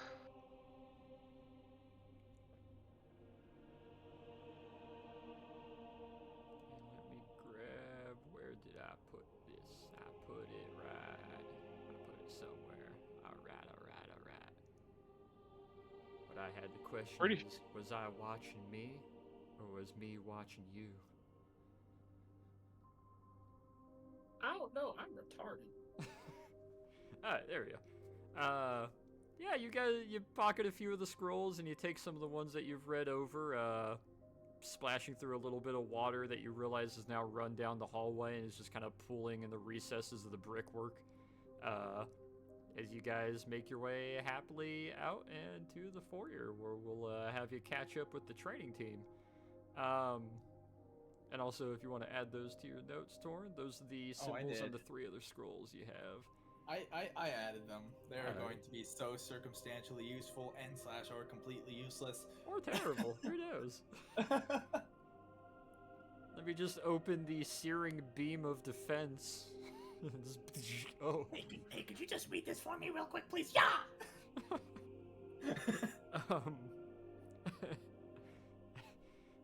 We'll pan on over to the 2 of you. I believe it was Peter and Nikos who were going to go investigate the temple, correct? Don't forget, on our way, we're stopping off at the Achilles kiosk for some wine. Hell yeah. You guys will find a little street side kiosk that does seem like it's selling grapes and bottled wine and things of the sort. You'll be able to pick up a couple for like $3 or $4. But yeah, as you guys are making your way along, you got your 1 or 2 little bottles of custom wine. Walking your way along. Takes you a little while to walk through the town, but you are starting to see some of the signs of little bits of damage. However, it's kind of an odd mix. Either it's damage just from dilapidation and age, because that house has been abandoned for a while, or it's still lived in house, but it's kind of passive damage from a very long time ago. You don't see too much current damage to anything, really. But as you're walking along, you guys make your way to the northwestern coast of the island, where you start going up a little bit of a grade hill that leads to a cliff edge. And just before that cliff edge, it's a very nice, wide, kind of open area. Handful of trees and some of those half rock walls separating areas into little grids of sorts. You make your way on up, and you come to the base of what used to be very white marble, kind of classic style Greek temple.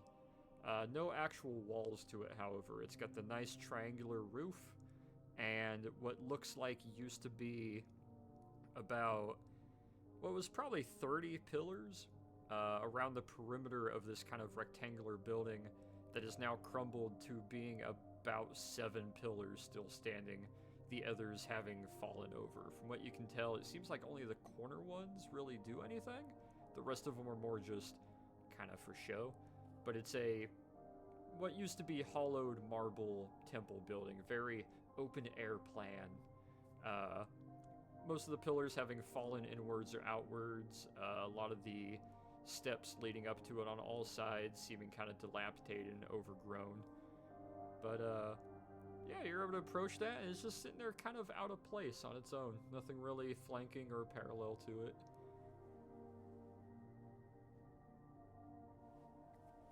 Are there any signs that it's been either vandalized recently or Roll me investigation. de-vandalized? De-vandalized. E-vandalized. De-vandalized, like rebuilt at all? E-vandalized delical. As you look at it... Is that like vandalism, but with religious words? religious Like reverse vandalism. Has anyone started rebuilding it or cleaning it up or anything? Or As you has it guys been look further at it, destroyed? it looks like it's just fallen apart slowly to time. There hasn't been any, from what you can tell with the 15 and 13, there hasn't been any specific demolishing or repair efforts. But there is definitely, it seems like the only thing that's really been done is the 1 or 2 paths leading up the steps that have been kept kind of clear for people to walk in or walk around it should they want to. But there's been no efforts for or against it, it seems. And this is the place that They raided, supposedly? I don't see any more damage than normal.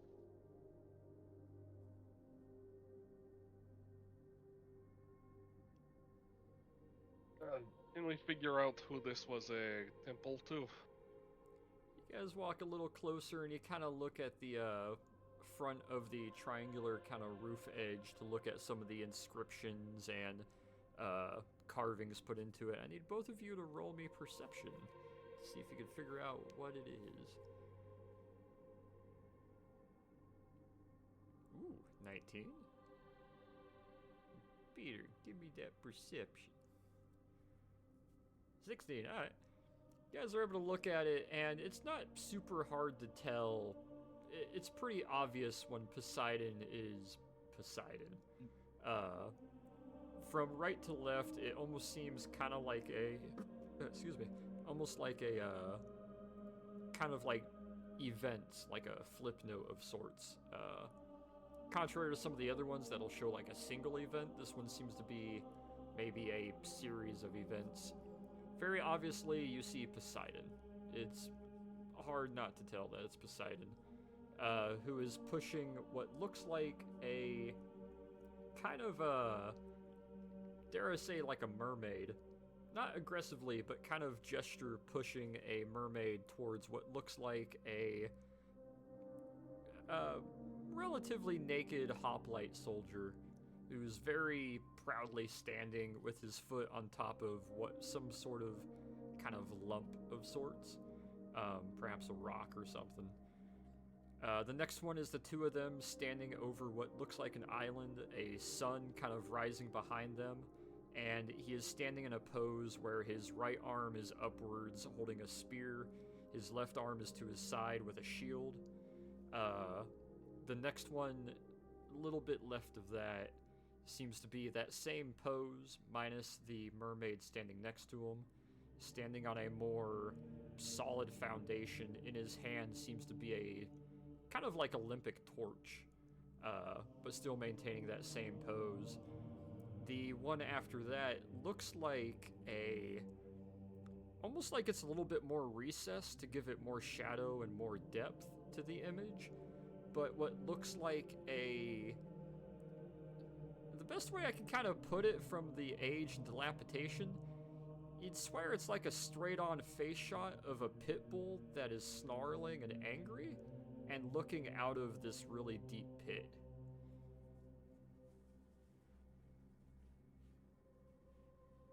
And that's about all you can really tell. It seems like there might be some other things, but it's very wind-weathered and worn away and kind of chipping away.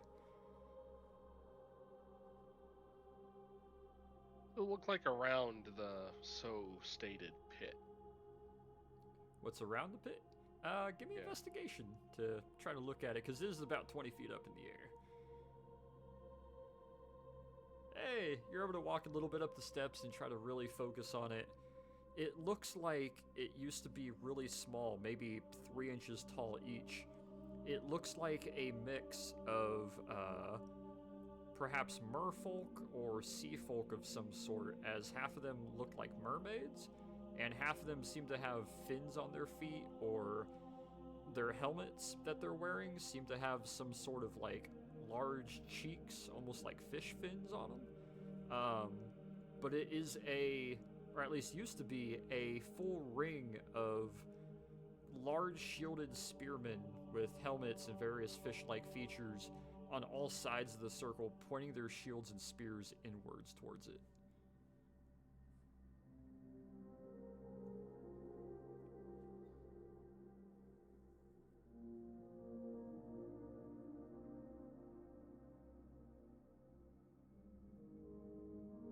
What do you think, Nikos? Well, if I would have a guess, I would say that this is probably recounting the story of Rhodes itself. The hoplite being a stand-in for the Colossus, Helios with the sun there. I'm assuming that Pitbull looking figure is probably Tython.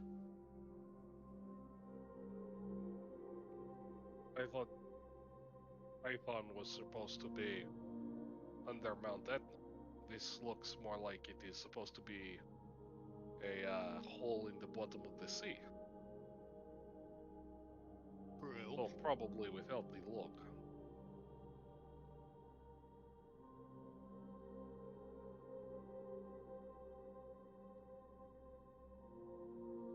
He's supposed to be under Etna. Things could have changed or they could have been wrong.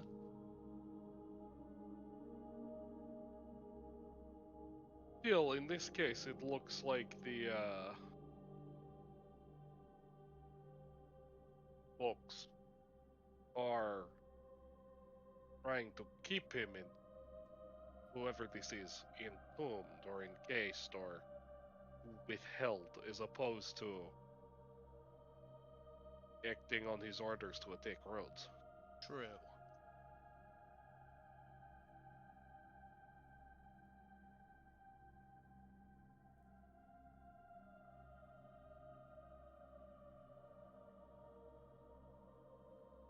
Perhaps in the time they've been guarding him, he's swayed them to his side, perhaps.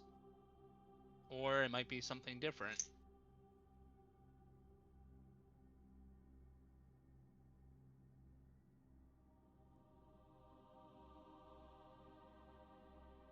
How do you age, Nikos? A bit slower than a regular human. Do you know if you're like immortal from death by old age? I suppose I don't.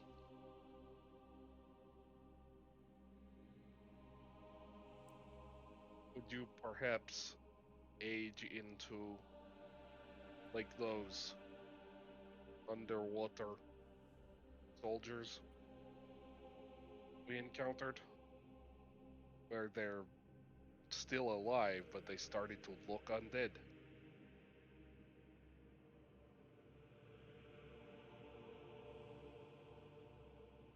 I'm not sure. I hope not, at least.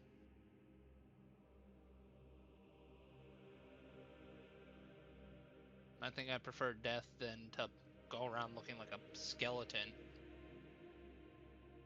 I would imagine it took them a very long time to get to there.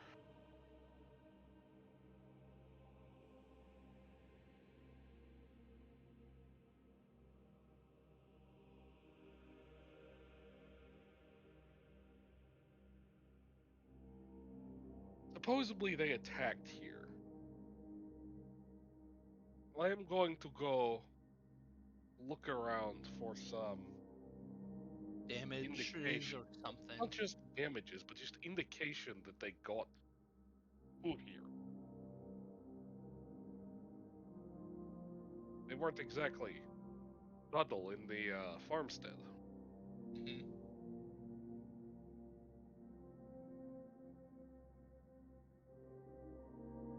Oh, DM, are there any signs? Give me investigation as you do a bit of a lap around to look at it. I'm gonna join him too. Alright. Fuck.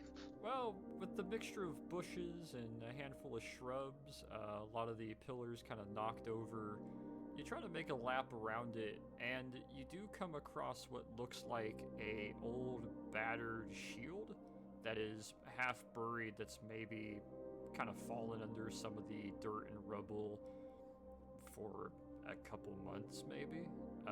But you're not able to really come across any actual evidence of a fight or a battle having gone on here.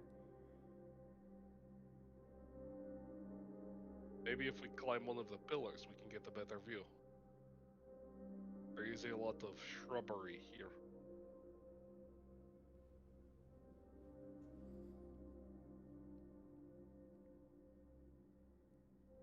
They wouldn't make that joke.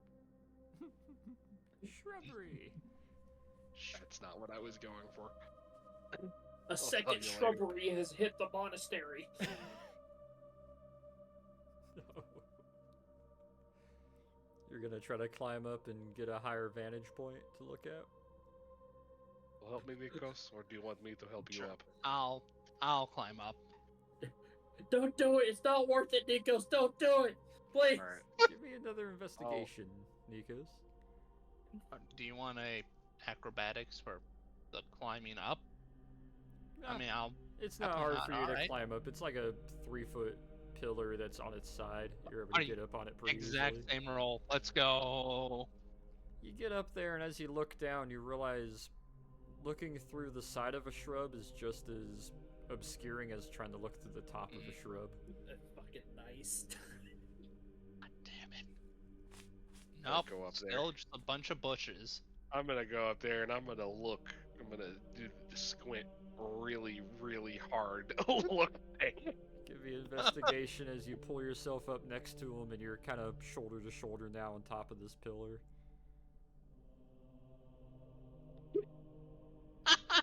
You actually My see God. less from this angle somehow. Maybe it's the height difference, but Damn it's it. actually harder to see the floor Damn, guys. under some of these shrubs and pillars and rubble from up here than it is down at the ground.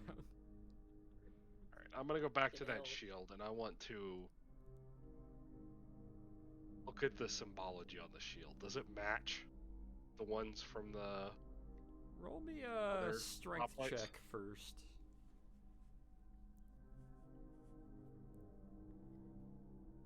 It's laying down on his face in the dirt, kind of partially buried over, and you're able to grab and kind of rip at it and pull it out of the dirt, flip it over. looking at it, it's pretty straightforward. A all bronze cast shield, a lot of dents and damage in it. What looks like one or two obvious puncture holes, perhaps from arrows or javelin tips of some sort. It looks like it used to have a very nice white paint job to it, and the symbol in the middle. Give me investigation, as it's a little bit worn. From what you can tell, a lot of the paint is kind of chipping away. The white base color on the front of it seems like it was much thicker and more permanent, but the symbol in the middle looks like it may have been a perhaps very dark blue bordering almost black colored perhaps a anchor of sorts.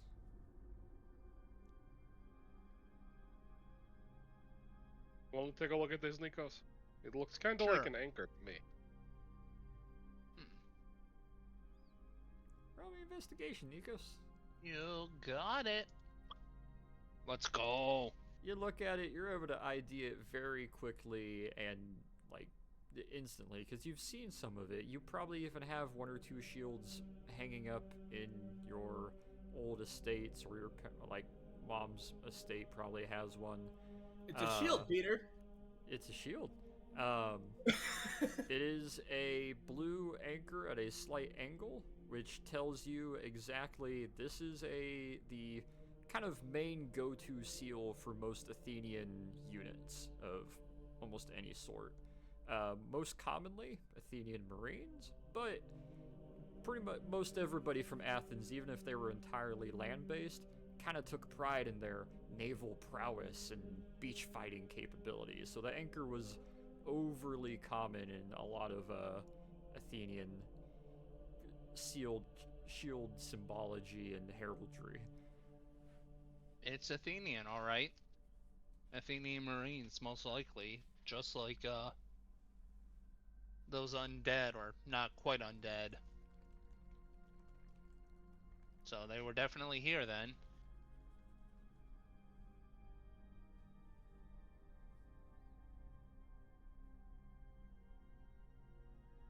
Odd that that's like the only piece of evidence we found. You would think after what we saw at that farmhouse there'd be something more.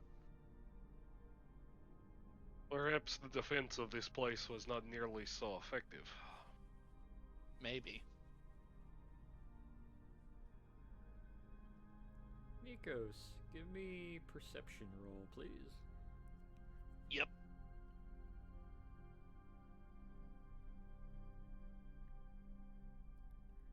You catch out of the corner of your eye what looks like a kind of figure moving between two of the standing pillars on the opposite side of this open, kind of open floor temple, opposite side of the foundation from you guys. It looks like a figure kind of juts behind one pillar to another that's still standing. Go around. I think I just saw someone. And I kind of like slightly move my hand in that direction. And I'm gonna go up the opposite way that Peter starts walking. Who's going clockwise? Who's going counterclockwise? I'll go clockwise. Alright. Are you guys trying to move more stealthily or act more casual as you round about? Or are you just going full aggressive? What's the kind of presence you're given? I'm probably gonna try and walk a bit, like quietly, but also quickly at the same time. Okay. I'm gonna take that shield and I'm gonna hold it in my left hand. I'm gonna draw my sword and I'm gonna kind of beat the shrubs like I'm trying to cut my way through them. Okay. I'm acting real casual about it, like I'm still looking, searching the ground. Gotcha. And Nikos, you said you're kind of walking around counterclockwise, but you're going to Like kind of fast quietly, but yeah. walk. Okay. Roll me charisma, Peter, and Nikos, roll me perception. Yeah, you're trying to bushwhack your way through. You're cutting at it as you're kind of making ground and circling around clockwise to the left. And Nikos, it's kind of obvious that you're trying to make your way around. The fact you keep kind of looking over at those pair of pillars as you're walking, kind of V-lining between some of the bushes and shrubs and trying to find a clear path as you circle around. As you get around to the opposite corner from each other, and you're both about to cap around either sides of it, Nikos, I would like you to make me a dex save. All right. Ooh.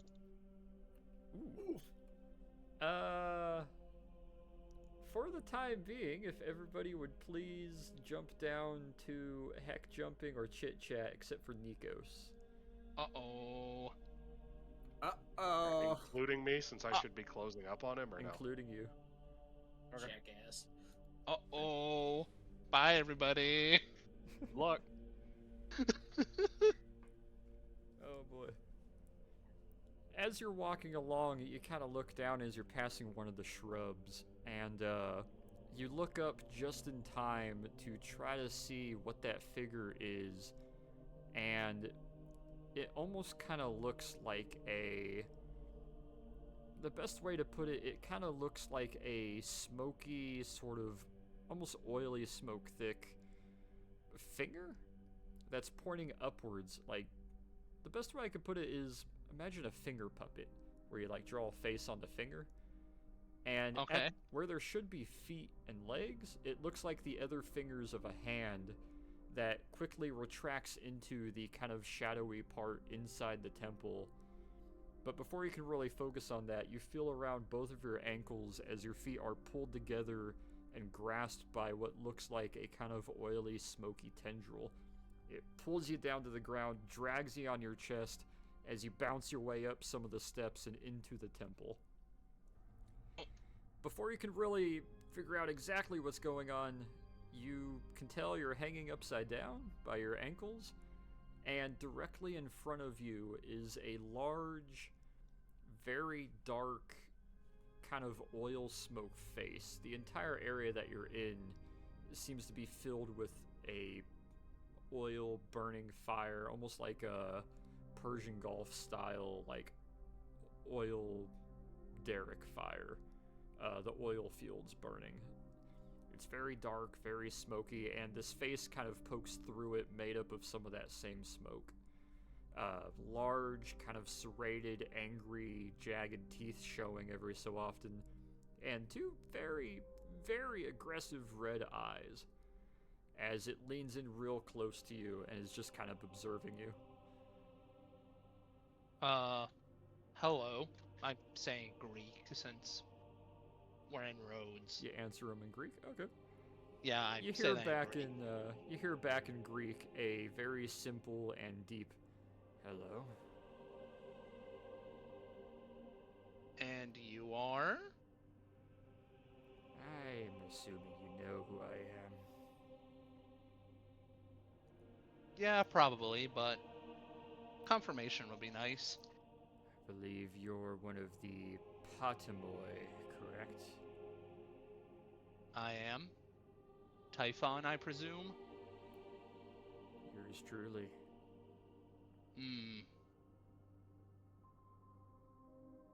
So what do I owe this pleasure?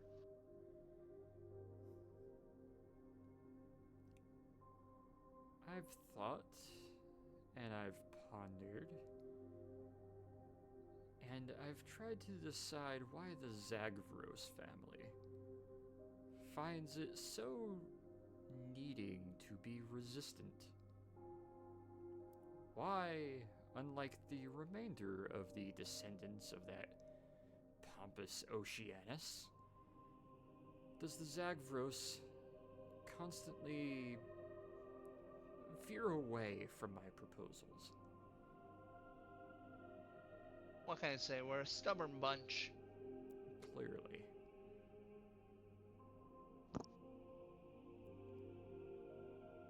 You would think you may have lesser power, considering Oceanus is no longer among us.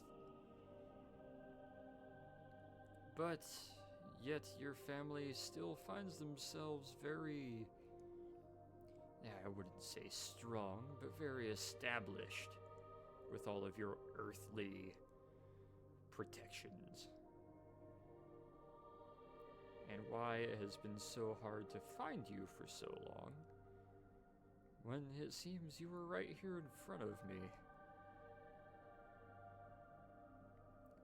Were it in my power, and were I not bound by a greater agreement, Poseidon and his meddling affairs, feeling as if he is great as Zeus, I would kill you now. But I feel it more rewarding to see the Zagros family destroy themselves. Expect my emissary in due time. She's been looking forward to her freedom. I need you to make me another deck save. Got it. Also, my headache cleared for a second because I was actually hanging myself upside down on my bed for that. Oh shit. Hell yeah. Ooh, okay. You will take half of this damage. Alright. Oh, 7, okay. Also, that's just to fuck with them. Gotcha. Don't acknowledge that. Gotcha. Yeah, you'll take 7 damage.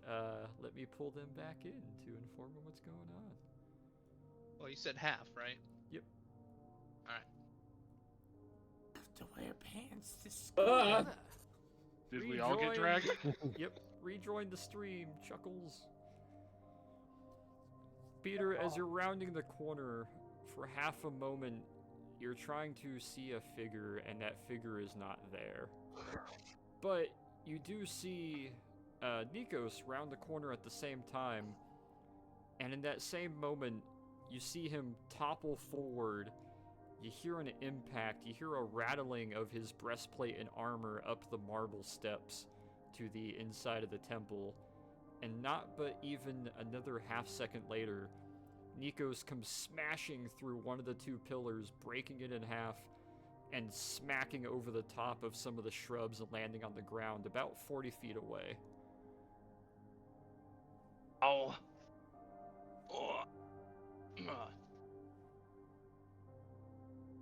What was that?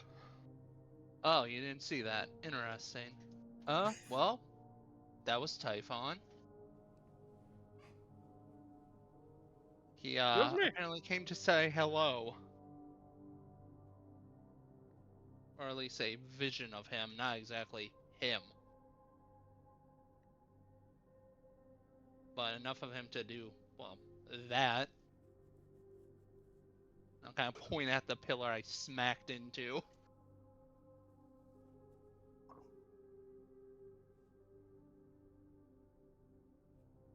You're just kind of staring at you for a minute.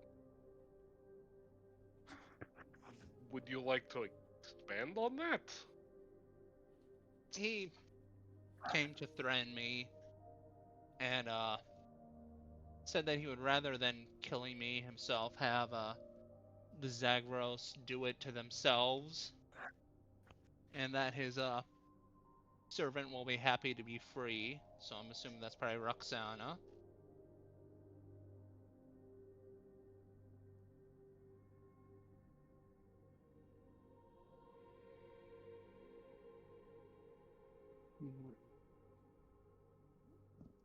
Do you think And he she's here? confirmed, maybe, or she might be on her way now.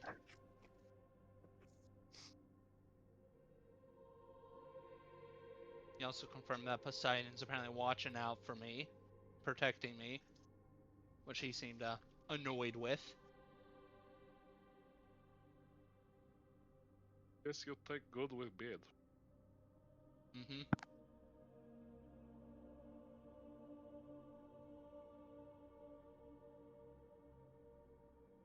Are you hurt? I got a little bruised up. I'm fine. Nothing serious.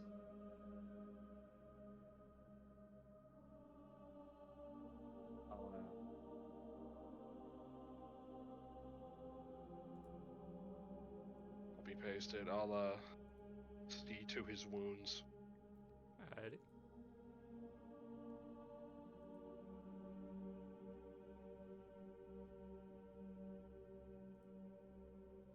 Right.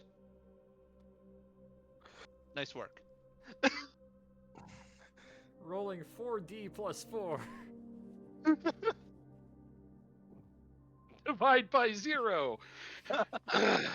Campaign explodes. Oh god, Um, don't. I don't think the engine can handle that.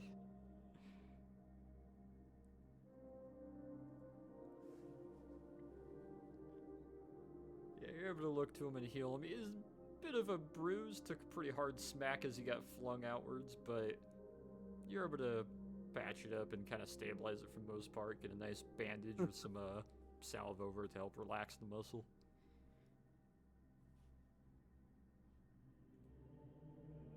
What else did he tell you? That was about it. Except for stuff that we already knew. I mean, we knew that Poseidon was apparently protecting me.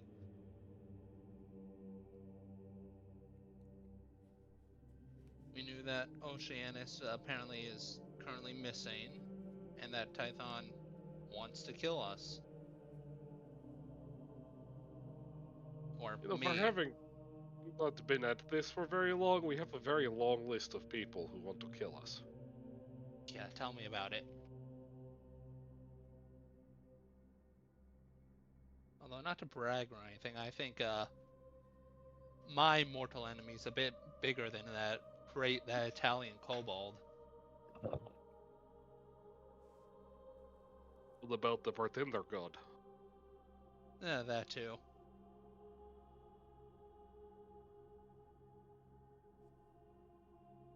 Hey, maybe they can all fight to see who kills us first.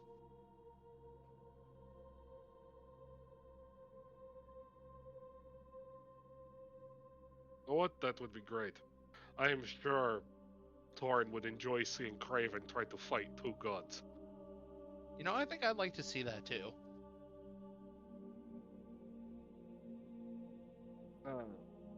Can I take a look around to see if there's any evidence of his encounter beyond him going flying through the pillar?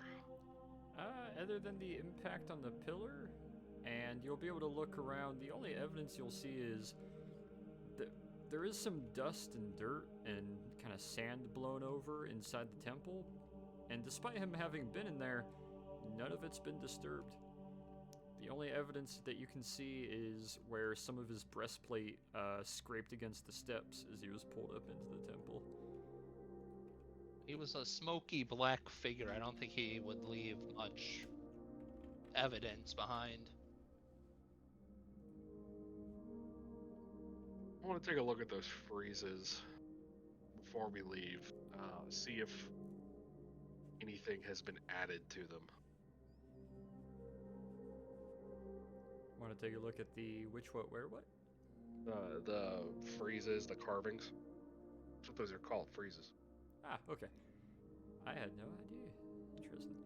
You take a look at them. Give me investigation.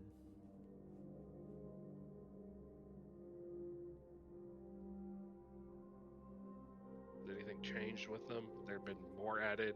You Any take a removed? peek at it. It seems to be the exact same. It seems nothing on it has changed. Nothing on it has warped or gone differently.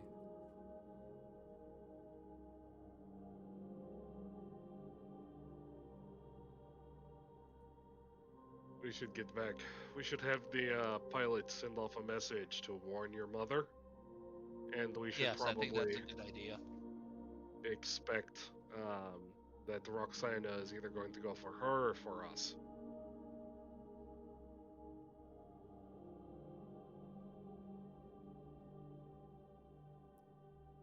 And with that, I think we're going to make our way back.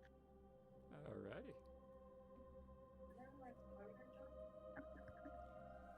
Two of you get together, start walking your way on back. We will, before you guys get back, as you kind of give each other that nod and start taking your way back, You make it about a minute down the road, leaving the temple back behind you.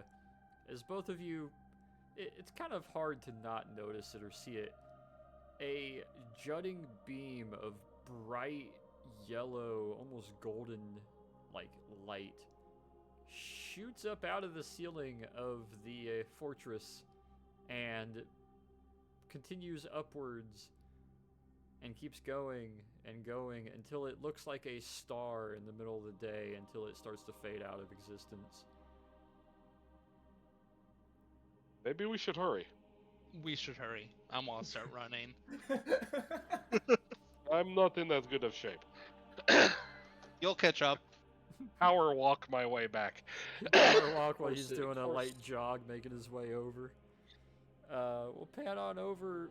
Wilhelm, you got Leroy is sitting back, kind of doing his usual smoking laziness. Somehow he's managed to get himself a drink as he's just kind of looking With over ice. the weapons with ice, and he'll he's drinking it on the rocks, and he'll kind of push some of the weapons to the side for you to take.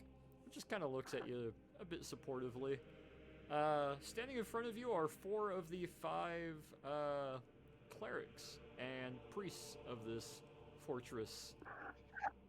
And they're kind of looking to you a bit expectantly, not really sure what is next.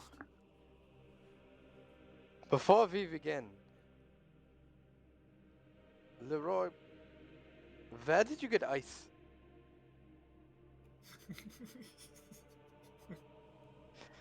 He looks Very down at strange. it, Anyway, looks back up to you, gives some sort of witty, wouldn't you like to know? okay. Long sip with Hello, pinky out. Hello. As you all know, my name is Wilhelm Schwartz. I am a former of the Prussian Artillery Regiment. And today we're going to learn about guns. Do you suggest we need to know them? Because we're relatively, I dare say, effective with the weapons we use now, considering our enemy uses no projectile weapons.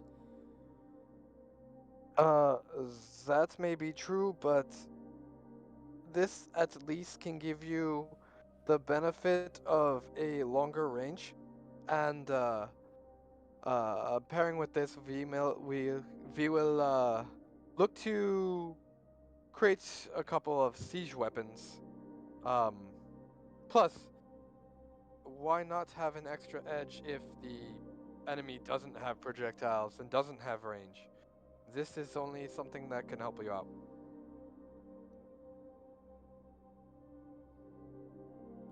We will give it a chance, but I can't say it will be our primarily used item, but teach us what you can. We will give it a solid go.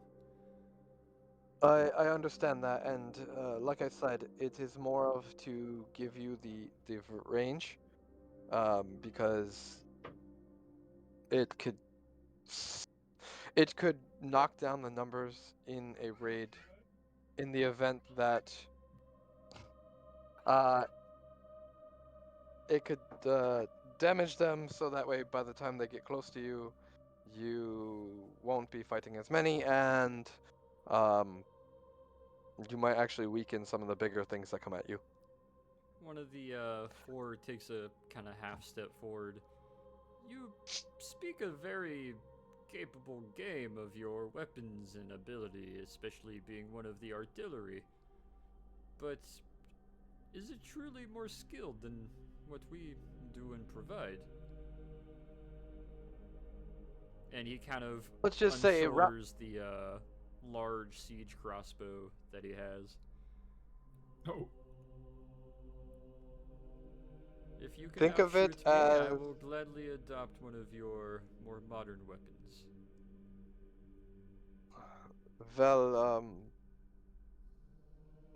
why the hell not? I guess I'll grab a rifle. So I will grab one of the. Damn it! Do do do do do do do do do do do do do Hey, do the do. bravest of the brave could never match the Maxim gun.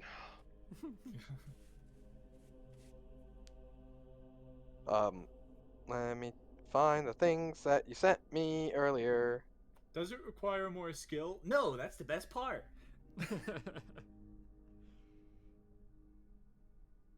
Is it more honorable? Let's see. No. Where did you send It's me that? more effective at killing, DMs. It's not no stats or anything. Oh, It's you just a did list send of me. all of our extra weapons that we've been carrying around. Yeah. All right, I'm gonna grab the Mosin. Okay. You grab the Mosin. It's got 5 rounds in it. You're able to cock it, and he kind of steps over a little bit beside you. And Leroy has already walked towards the back and is tipping one of the empty tables over and putting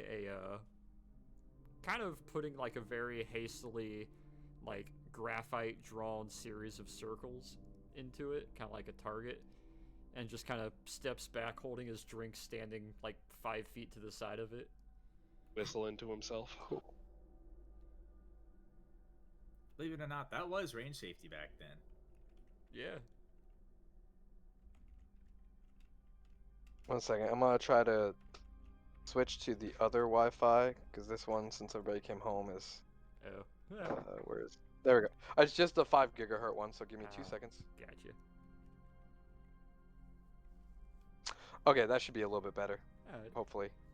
He shoulders his crossbow and kind of looks to you to shoulder your rifle, and he'll aim at the target. You guys are shooting about 20 yards, I'd say, across this room. Okay. As he aims in, he'll fire. Ooh, he hits pretty close to center. Not right on the middle, but he's definitely within that center circle of the 3 layers of circle, and kind of leans the crossbow back and looks to you and gives a nod for you to fire. Cool. So it should be what, dexterity plus proficiency? It'd be the same stats as your any of your other weapons or firearms, so you should be able to roll any of those Alright. for it to be the same, because you are proficient in rifles. Yes. Okay. So I think You that's used a the rifle plus before this campaign? 5. He was trained on them, but he doesn't use them. He usually sticks to his Mausers. Or no, Which his now Lugers. is an MP28. Your artillery. Yeah, Lugers Lugers. and An MP28. then, Yeah. and then. Okay, so I think it's the plus 5 because my MP plus 28 is infused. Oh. So. Okay. He's using magic. Your MP plus 28.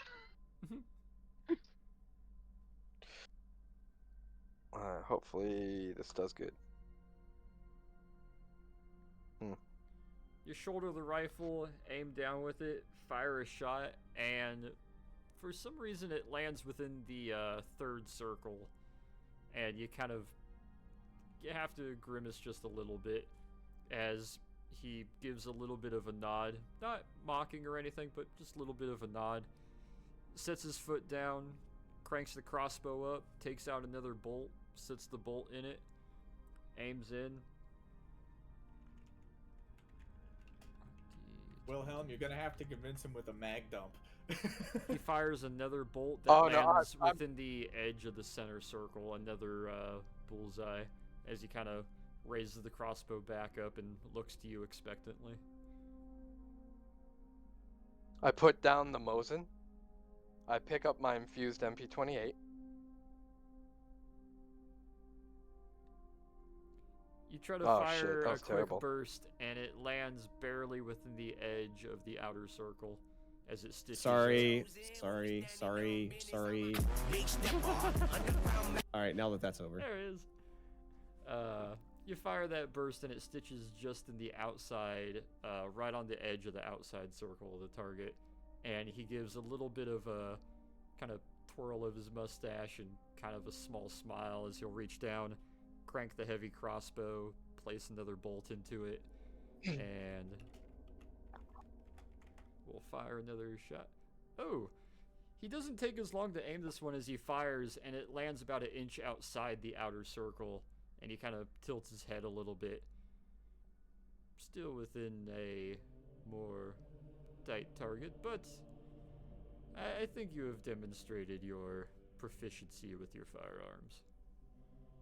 Let me try one more time. Oh. Damn it. You fire another God, I'm getting burst, shit. and Leroy has to look at you and give a little bit of a, like, what the hell? Because a couple chips of wood on the edge of the table almost landed his drink. And Imagine Leroy glaring, covering the top of his drink with a hand. he kind of nods to that, and he'll put a nice, the cleric will put a nice, kind of sympathetic hand on your shoulder and a little bit of a firm shake, and we'll turn and walk back over to the others and go back to where they're standing up on the steps. I do appreciate your attempt, but I do believe time and experience shows we will be more reliable using our more traditional weapons in these fights than your more modern appliances.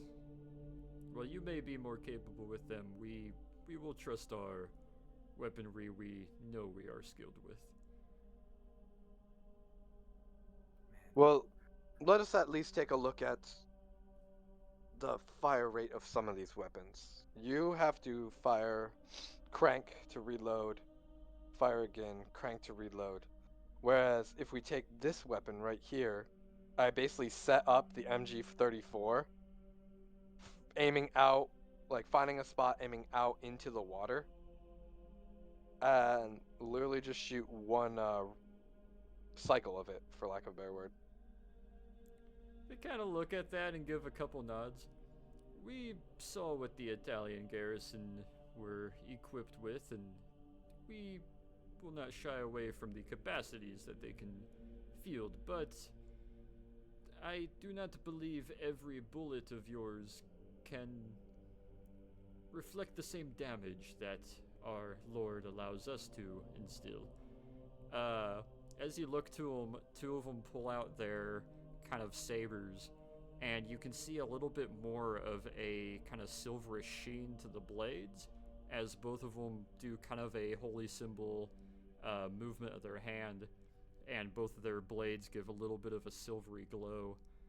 The other one raises up his sword, and for half a moment, you can see some of the darkness in the room grows just a little bit, and very similar to when Peter does some of his blessings and what have you, you see a bit of a glow to the metal of that sword itself. The crossbowman doesn't do anything really fancy, just takes out a couple of the crossbow bolts and holds the tips upwards in his hand, and you can see where they're obviously kept in some sort of wetness or liquid, and if you had to take a gander, the bottom of the Holy water. crossbow bolt sheath is probably holy water. Oh man, these guys are dangerous. Well, we trust Okay, your well- mechanizations. Trust us when we say we can still be of aid and reliance to ourselves and yourself.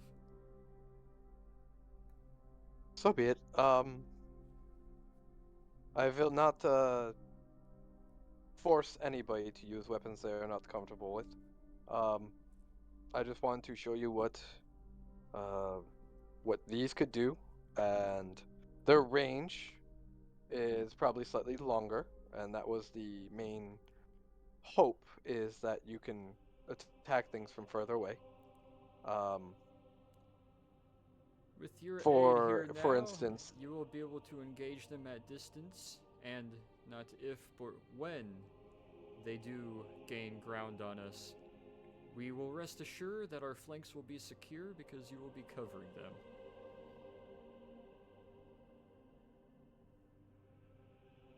That is good.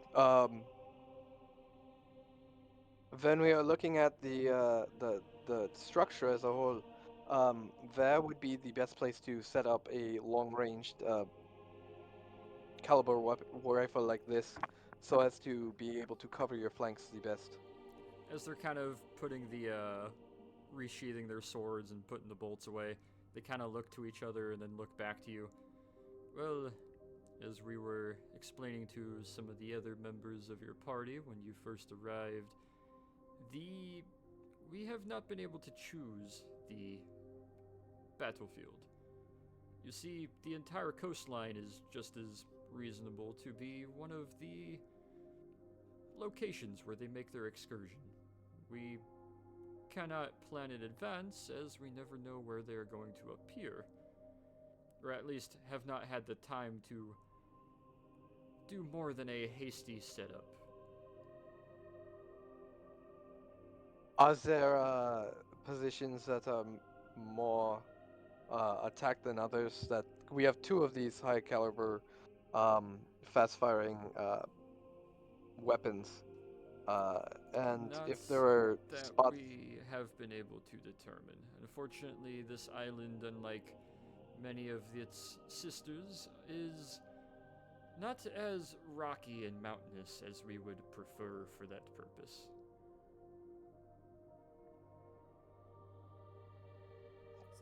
got it. My bad. I draw attention to the stress that fucking Peter and the Nikos are probably feeling right about now, given they just saw a giant beam of light shoot in the air and now have heard the report of three different Yeah. weapons. Yeah. Oh god, yeah, you guys are hearing firearms go off inside the fort Well, as you run up. you gotta remember though, the reports of the weapon of like, especially hearing the machine guns, we were expecting that one. Yeah. Oh yeah. If Actually, yeah. anything, it's calming hearing you guys just casually shooting guns. If it was Also- a lot of very Also, I rapid have- fire, then we heard an explosion Also, from Hachu. If this was happening all at the same time, then I'm assuming the guns went off first, and the light came later. No. Very well. Very well. The greatest thing about this is that we can place these in a somewhat rapid manner to cover your flanks, That will be and we could quite do so. helpful. And we can do so in a almost like a triangular position, so they can cross and possibly be more effective. Do you have any motorization vehicles, motorized vehicles that can be used to deploy these faster? Unfortunately, our only hasty transportation was our horses, which were felled not but 3 weeks ago. As he says We that, might Man, I need would to- have been able to do a cavalry charge if we hadn't fucking gone to the Antarctic.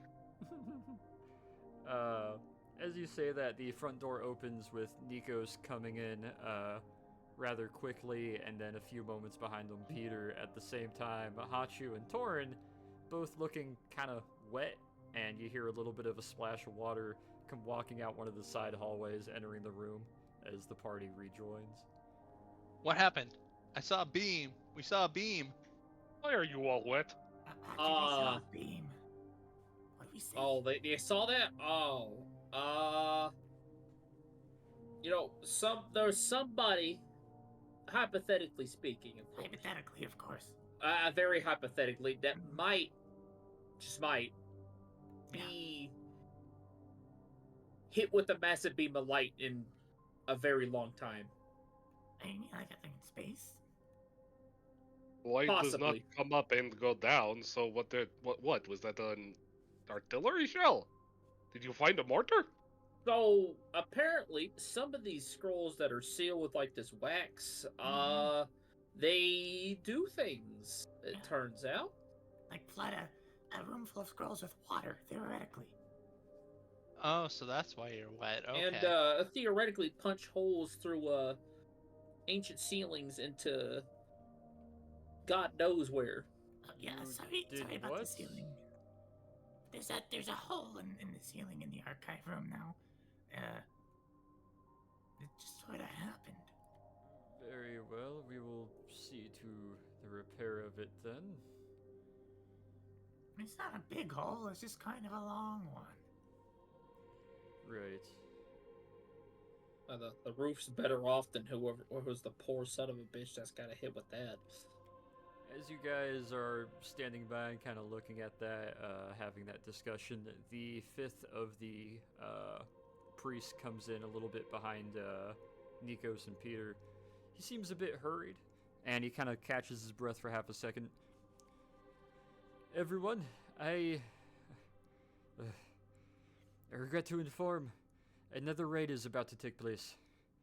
Oh, here we go. 3 Where? different beaches are showing a rise in the tide. 3? What There's- is it? What 3? There's 3 different areas. They seem smaller than the usual, but the tide has risen on 2 points north and 1 point to the west. What do we do? Which one is closest to the most civilians? Kind of looks to the other 4. They kind of look among themselves, look to you. Well, if they're all landing on the north part of the island, then there are no civilians up here aside from us. The entire north of Rhodes City has been nearly abandoned. Oh, they're after us. We're the civilians. If they're after us, then we are probably best defending from the walls. Nah? I do not believe being stuck in a siege would be best. If we are to protect the rest of the civilians, should they not come towards us, I do believe we should try to intercept them on the beach. Unless you believe You'll holding know here this- and hoping they come after us is the plan. I don't You think know that- this land the best.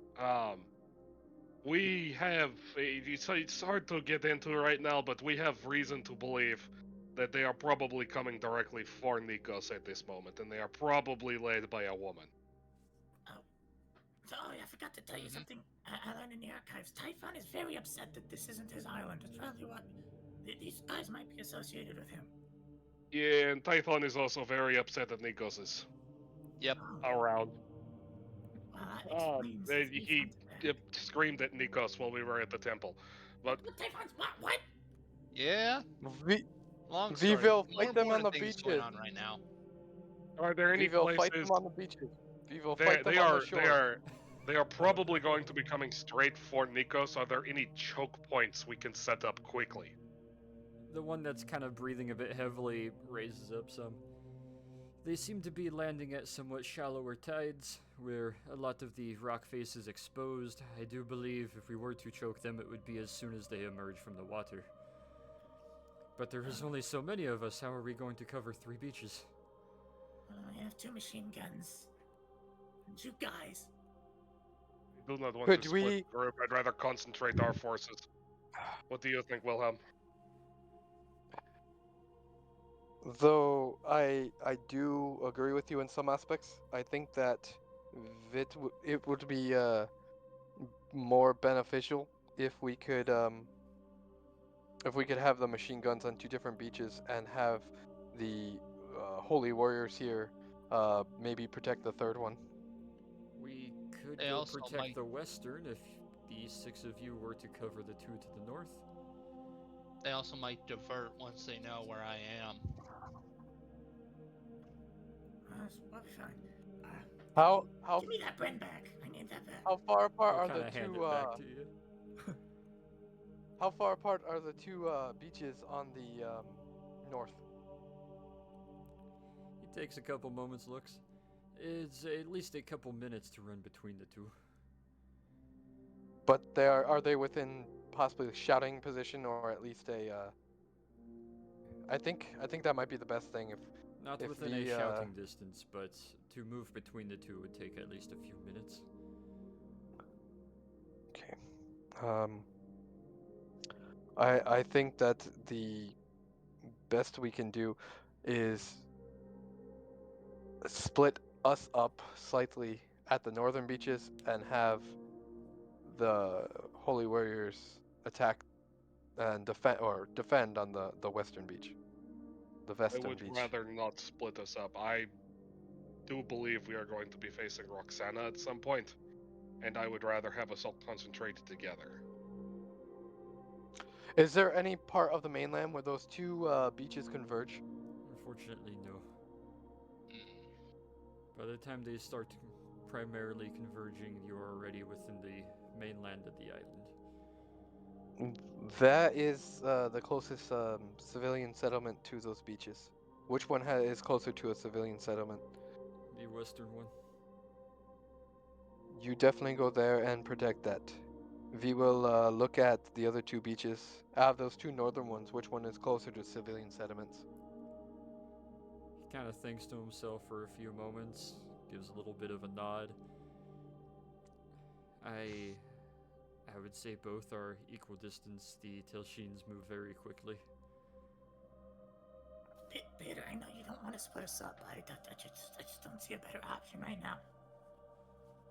It's either sacrifice some civilians or Allow yourselves to get outflanked if they are, as you say, trying to move on to Nikos here.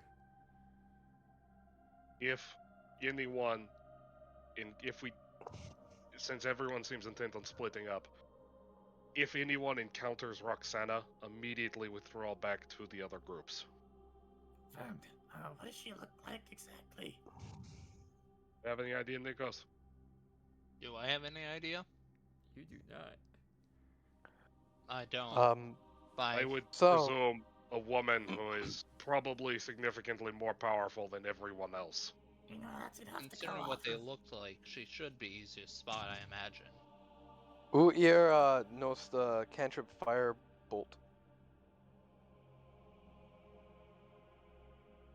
I don't think anyone What knows about Firebolt. cantrip firebolt? What was that? About firebolt? I know firebolt. Hachu, do you know firebolt? fire. No, I got a wall of fire. That'll do.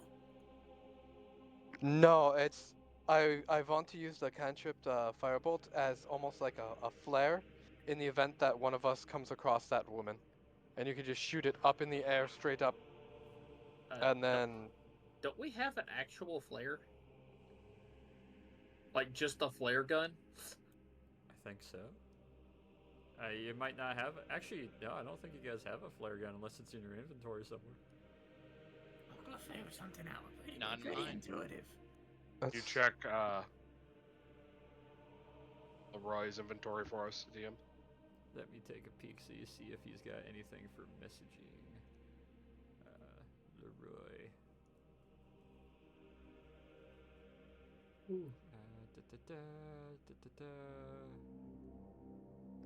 Hachu, do you happen to have any like cantrip spell that can be launched?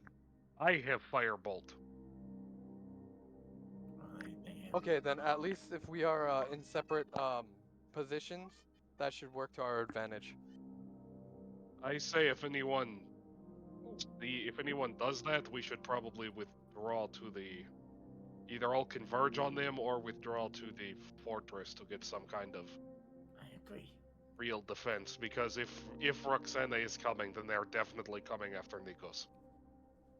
I think withdrawing here would be the best idea if she does appear. Send word to the pilots. Tell them to get that plane in the air. We don't want it on the ground when they come.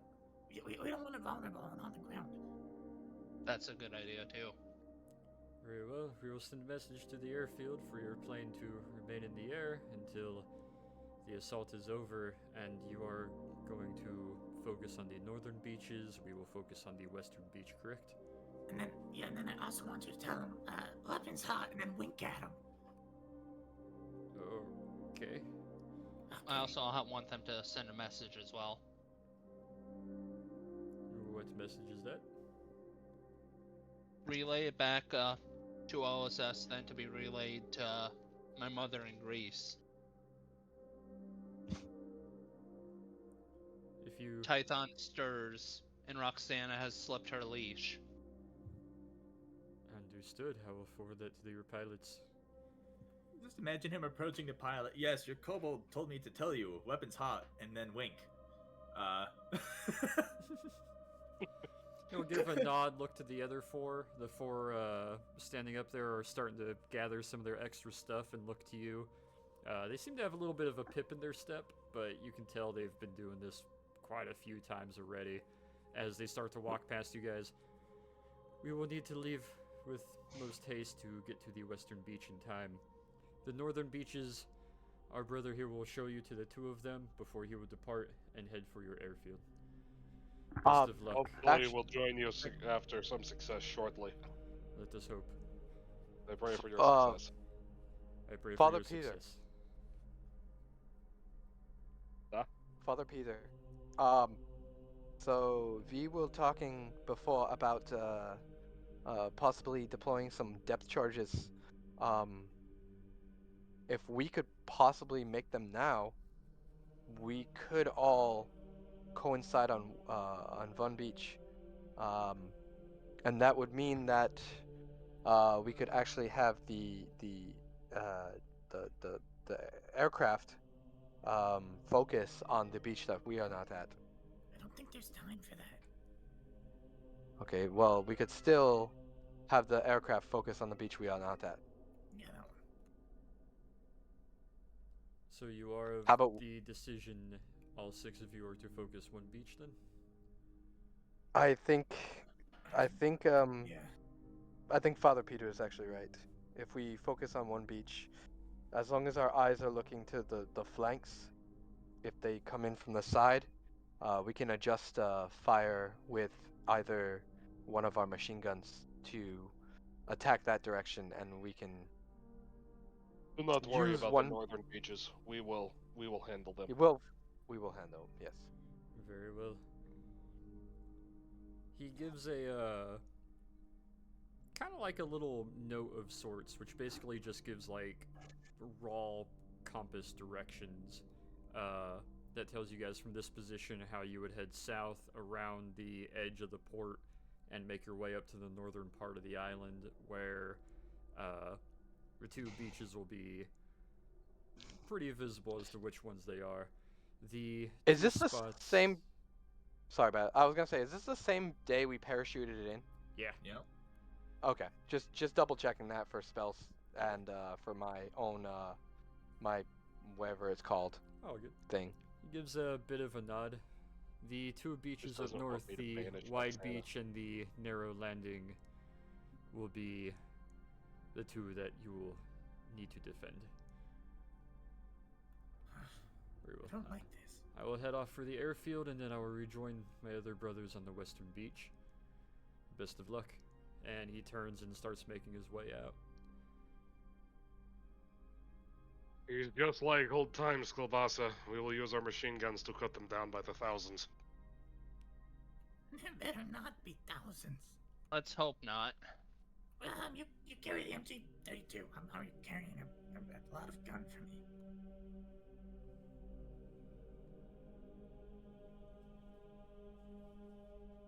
I'm assuming he'll probably carry the MG34 on his shoulders.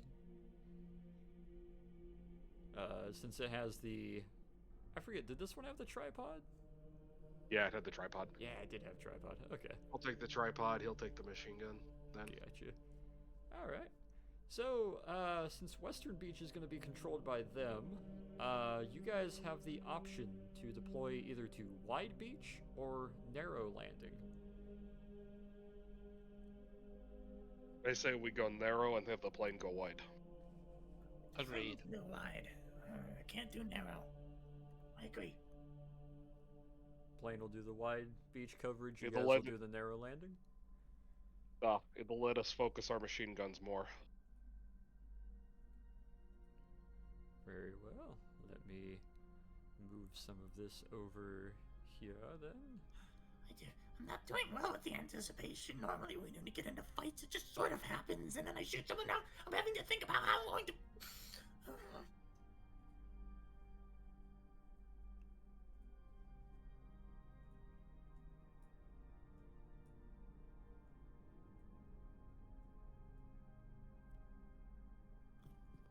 Portor.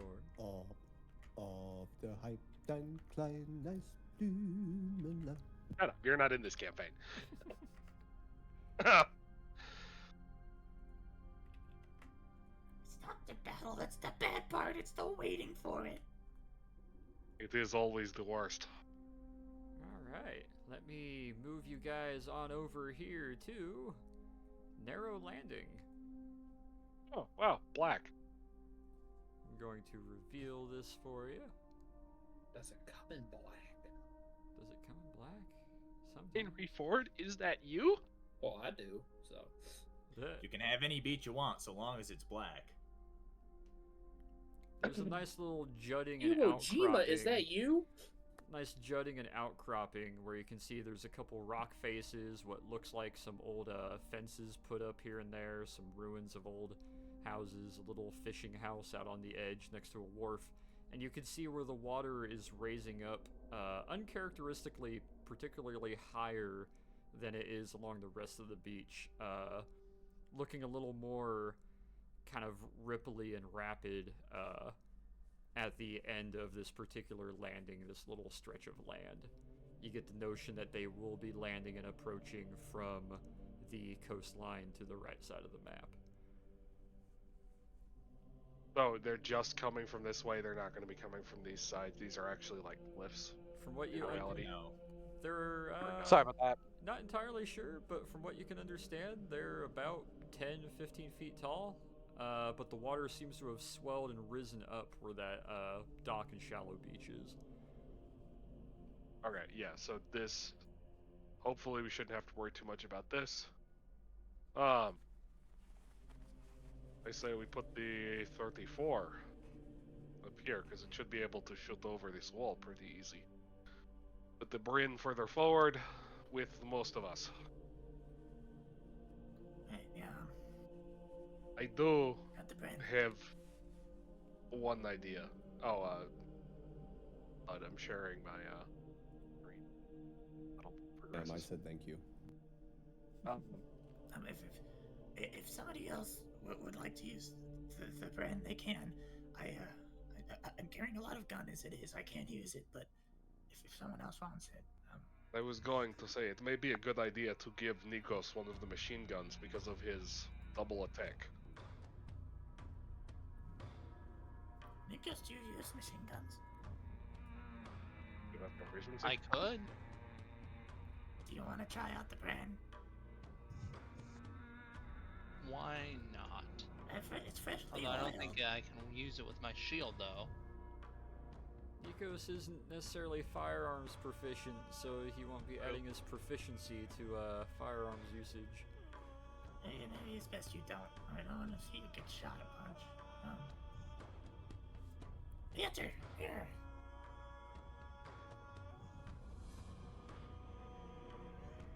You've used these before, right? Granted, yours weren't built as well.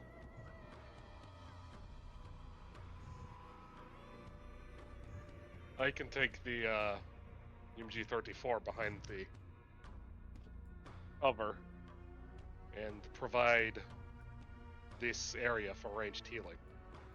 Well, if you've got the MG34, then Wilhelm, take it. Take this. Very well. I'm going to use a first level. I don't want to say waste a first level spell, but use one of my first level spell slots to switch my cannon from the flamethrower to the force ballista. Understood. It has more range. We need more range right now, so. Let me add that token to the table for you. Torin is just stuffing Bren mags into your pockets. Like, Here, here's another one. I'm presuming the 34 on the tripod is tall enough to see over part of this wall, like here or something. Oh yeah, you'll be able to place it just above where your token is now. It'll be able to be in 3/4 cover. What is your max healing range? 120 feet. Alright. So that is for healing word, and if you want to be inside prayer of healing, which is the really good one, then you got to be within 60 feet. I'll take So this is the 120. the good healing range. This is the yes, it is certainly healing range. Alright. If I need to fall back, I'll fall back. I'm with you. Not you. How far can you cast a spell? Well, it depends on which one I use. I think I can reach out to about 240 for some of them. What about that magic hat you had? Oh yeah, the shouty one. How far can you get with it? Let me let me recheck the stats real quick. I think It that doubles on whatever it. the existing range is, but it also true. escalates your voice 10 times. So if I just stand like over here, right? It's like way the fuck back over here. So does it double it on top of spell sniper? Yep. Whatever Oh my the God. number is, it's doubled. Okay, let me. It's gonna be a hang on. snake standing on a hill with a booming voice. Hello, boom, just across the whole. You better come up Imagine with it's going in France. you better Verbal come up with a component. good speech to scare them away when you when they hit the beaches. It's just Raven, Azrath, Metrium, Zinthos. Oh no. Alright. How do you guys feel about me being up there? I mean, They shouldn't be coming from that direction. They should be coming from down here. look at the tides. Down where? East. Here. Oh, okay. Oh, okay. I see what you mean. Is this all rocky cliff faces on the sides? Yeah, these are And all then that cliff be- face. If they do come Oh, up okay. that, they'll have to like physically climb up it. Gotcha. Okay. Good to know.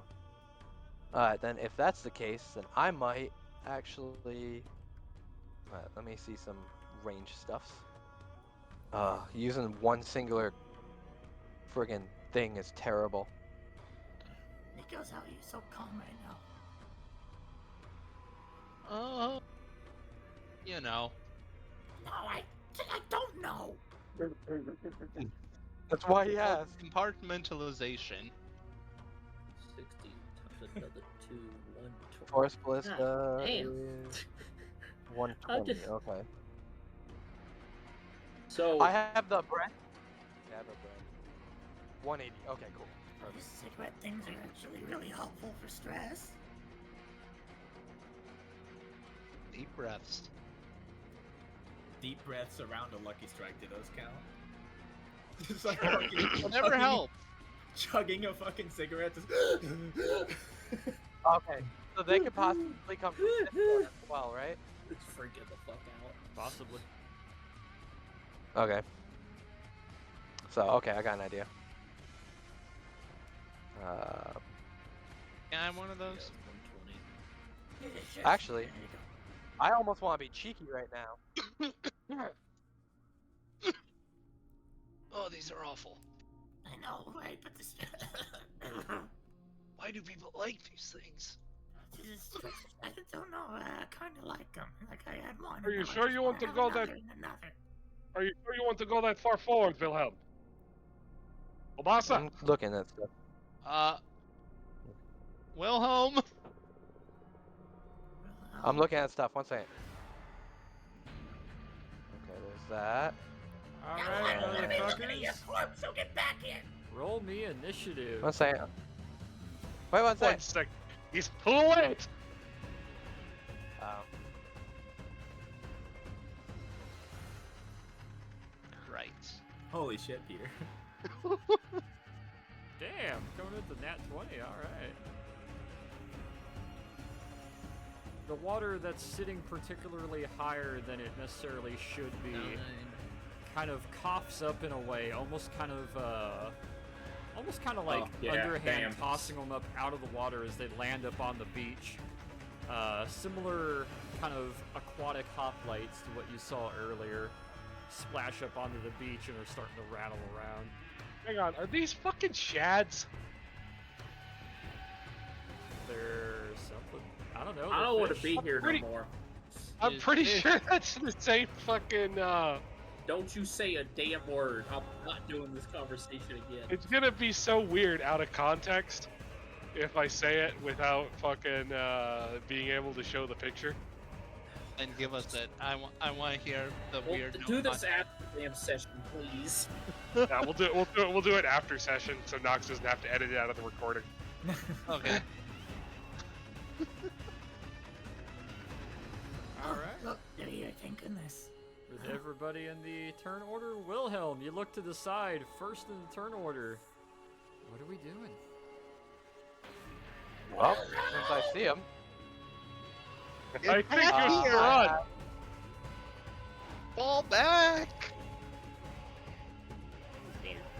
I'm going to.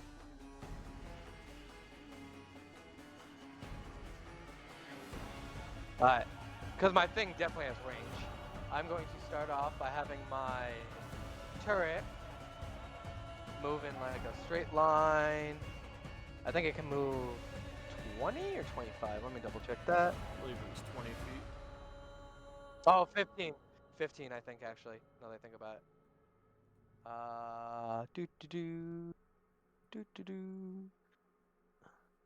It can move. This is. Oh, okay, yep, 15 feet. So it is going to move basically straight to there. I'm going to move right in front of it to about there. Look to the side, they And pop we're up on both the going beach, to turn. everybody's like, what the hell? Wilhelm, come back. And we're both going to turn. Actually, you know what? Actually, can I drop? I can drop like down without taking a negative, right? It's only when I stand back up that it's half Dropping my the movement, prone right? doesn't take any additional, it's getting back up from prone, yeah. Okay. Cool. So I'm gonna move down there, drop prone, and both me and my turret are gonna fire at the two closest guys. So it'll be Alright. this guy and this guy. Send it. Since I am prone, the ZBD is that it's not negative at all. But if I'm shooting from prone, is it advantage?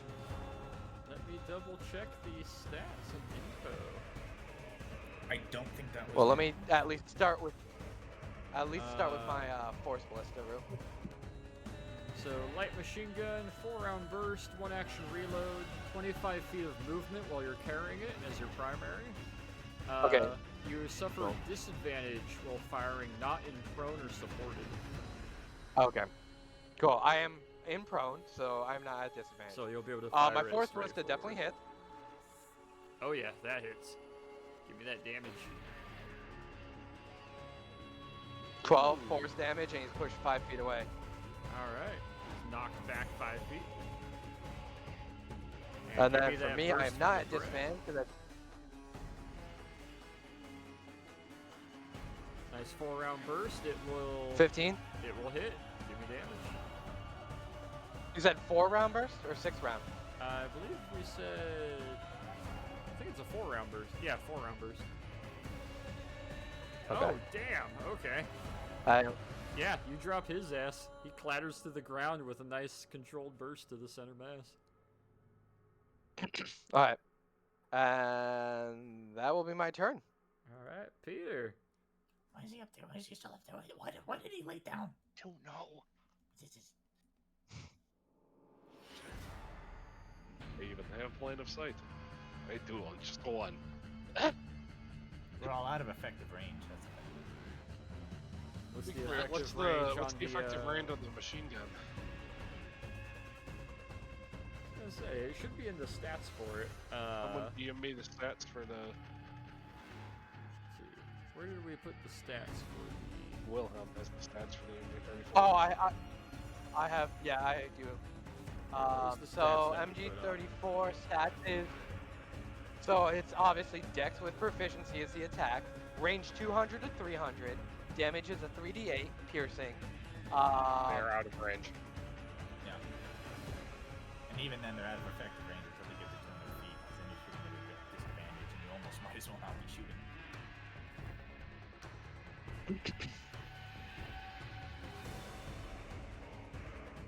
Yeah, that's all I got right now. But let me check my actual Discord. I thought I sent to you in Discord, or maybe that Probably was been Brent. like a while ago.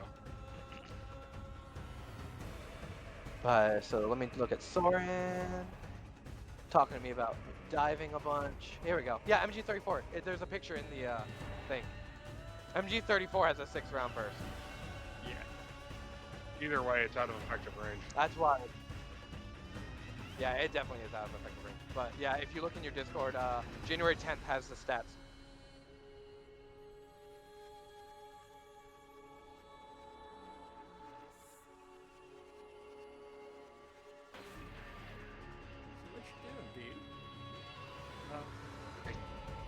There's not really anything I can do. I'm looking at all my stuff. I don't have anything with the kind Spiritual of range weapon. that would be useful.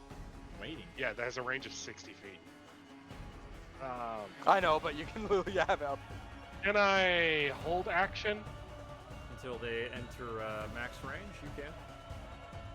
Are you going Yeah, to what attempt a far- shot what do once they they have? enter that 30 300? feet range. I'll put them there. Yeah. Right, yeah. You will be That's firing my- over effective So I think it range was like- at max range, so it will be at disadvantage when you fire, but you will be able to fire once they enter range if you want to hold your action.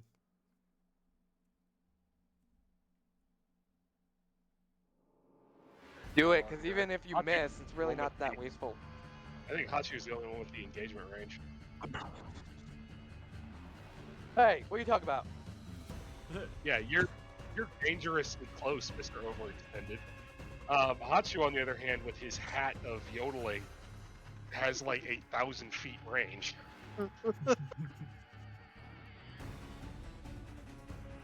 So just holding your action till they're in range. Just holding my action, yeah. Alright. Nikos. Well, I am in range. Believe it or not. What's the range on your spear throw? Oh, not my spear throw. Oh. Don't forget, I am magic too. Oh yeah. And I also have the spell sniper feat. So, Yeah. God damn it. Eldritch Blast. Oh my Let's god. go! Alright, give me On damage. the first guy here. Is that first one? Nikos, what are Alright. you doing with your hand? Ah! You see must him- not take spell sniper. He raises his hand Yeah. up, and you see a jet of water blast out with a kind of magical eldritch blast poof as it rockets across the open and smacks him with a heavy splash, ripping him in two. And, hold on, don't forget, since we're above 5th level, I get 2 beams. You launch a second beam? Yeah. Send it. Let's go! Holy shit. Did you just double crit? He did. Dude, screen cap Let's- that shit. Fucking. Oh my god. Holy shit, Nikos, a typhon struck a nerve or something? That was... Wow. I'm locked in right now. It struck a nerve. Yeah, you, the first one gets hit and the jet of water rips him in half. The second one gets hit. The left side of his ribcage and torso is just ripped away as he tries to raise his shield back up and struggles to stay standing. Alright. Was that on this guy? That Yeah. was on that guy. Yep. Yeah. Was that the guy I already hit? The one that you already hit is dead. He was the first one that went down. Oh, I was trying to hit 2 separate ones, but that works. That's fine. You did hit 2 separate ones. The one you hit with the ballista died. The one that you hit got knocked back 5 feet. He launched 2 Oh, okay. Eldritch Blasts. He Gotcha. killed the one that was knocked back 5 feet and the one next to him. Oh, okay, got it. Okay, cool. That's what I was double checking. Cool. What else you got, Nikos? That's all for me right now. Alright, Torin. Alright, fine. You want to show off? We're showing off. Fine, we're showing off. You know, we're just gonna step over here. I can see them. He's kneeling down. He's setting up the little fucking bipod on the gun, taking up on his belly, posting out. Takes a breath, leans in. He's gonna aim at the not the furthest guy down, but the one just up from him. In the middle Okay. there. Second And- one from the bottom. And now I have a question. This is outside of effective range, but I do get advantage when properly supported. So would those just cancel each other out?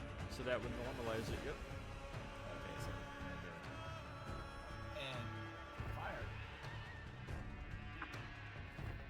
25 and a 13. Damn. Both will hit. Give me damage with your cobalt cut down. Fuck. Holy shit. Yeah, 2 4-round controlled bursts just rip into this guy as bipoded mini bar cobalt just cuts him down. Any bar comes with those tiny little shots of tequila.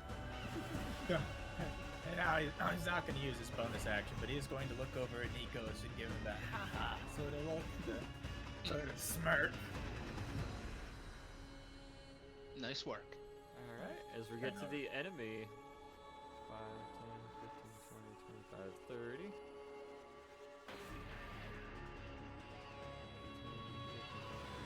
30.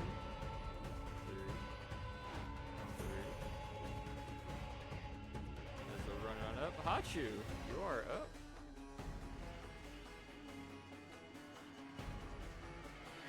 What do Hachu?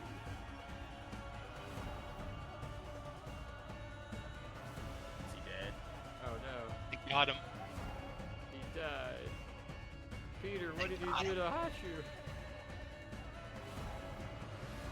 Let's go find out.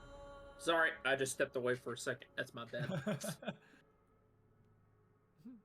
What do you do, I'm Hachu? fine. You don't have to come in here. Jesus. Resuscitate him. All right. Sorry about that. Oh, good. Mouth to dick. It is your turn.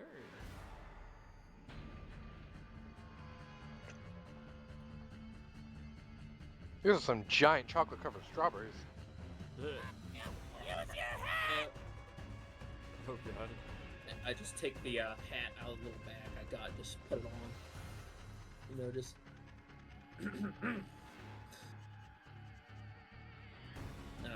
Well. Malade. Chill with the hat on, everything's in fucking range, so. The shout out, keep your heads down and shoot a chill touch at. Or which one of these is missing health? The one on the bottom. Bottom is. one. Okay. Do more damage to him, so. Alright. In case you wouldn't know, okay, it's 120 for chill touch, right? Then I get 240 with spell sniper, and then that is doubled with the hat. No. So Right? the number, Is that the how it range that they're works? at currently is already doubled. Spells, chill touch is normally 60 feet. 120 is it already doubled with spell sniper. So your max range would be 240 while you're wearing the hat. So All the that- numbers that we put in there because you went with spell sniper, it's already doubled. Okay. So your max range would be 240, not oh god, not that much. Oh, chill touch is 120. Is it? Yeah, let looking me at it see. right now. D&D 5e. Is it 120? Let me double check. Thank God. Oh god, Yeah, it is looking at 120 the, feet. So 240, I know. fucking 480. 480. Yeah. Okay, never mind. I stand corrected. Okay, holy shit. Holy shit. 5 football fields. You can touch someone with a cold ass finger. God. God. All right, yeah, he's in range. Send it, Cooter. Let me. Why did you give him that hat? I didn't give him the Yeah, hat. let me You let him just- keep it. Oh yeah, Alright. right. I was thinking Peter could bellow out something in Russian as he heals someone from forever and away. You Well, gave it that's to how these- Hachu. Hachu just got to it first. Yeah. He found it. He Well, just I'm kinda held definitely on to within it. range. Yeah, you're All in right, range. and since he already has some hit, Some health take- lost, you're able to bump that. oh, the health loss is total that did not chill. I'll just. I'll reach 5th level. I'm not 11, so I just do 2 d8s to him upon. I think I just. Chill touch. Create ghostly skeletal hand in space. We may make a ranged spell attack.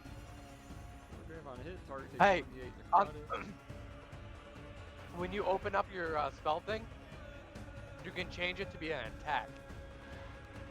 So click on the actual spell, open it up. Let me open up one of mine that does damage. So yeah, when you actually edit it using the little cog, down at the bottom, you can look at your, or actually right in the middle, it'll say output. If you output as an attack, you can say spell attack, whether it's melee or ranged, and then you can put the damage in there in the type, and it'll actually roll it as a spell attack. Just letting you know, it'll actually create your own spell attack on the front page too. Oh, wait a second. Oh, hang on. Actually, I already saved as it. Okay, cool. There we go. Yeah, that hits. Give me damage. Fucking. Ah. That skeletal hand Yay. pops up above its head and slams over the top of it as it crumples to the ground and starts to wither and fall apart.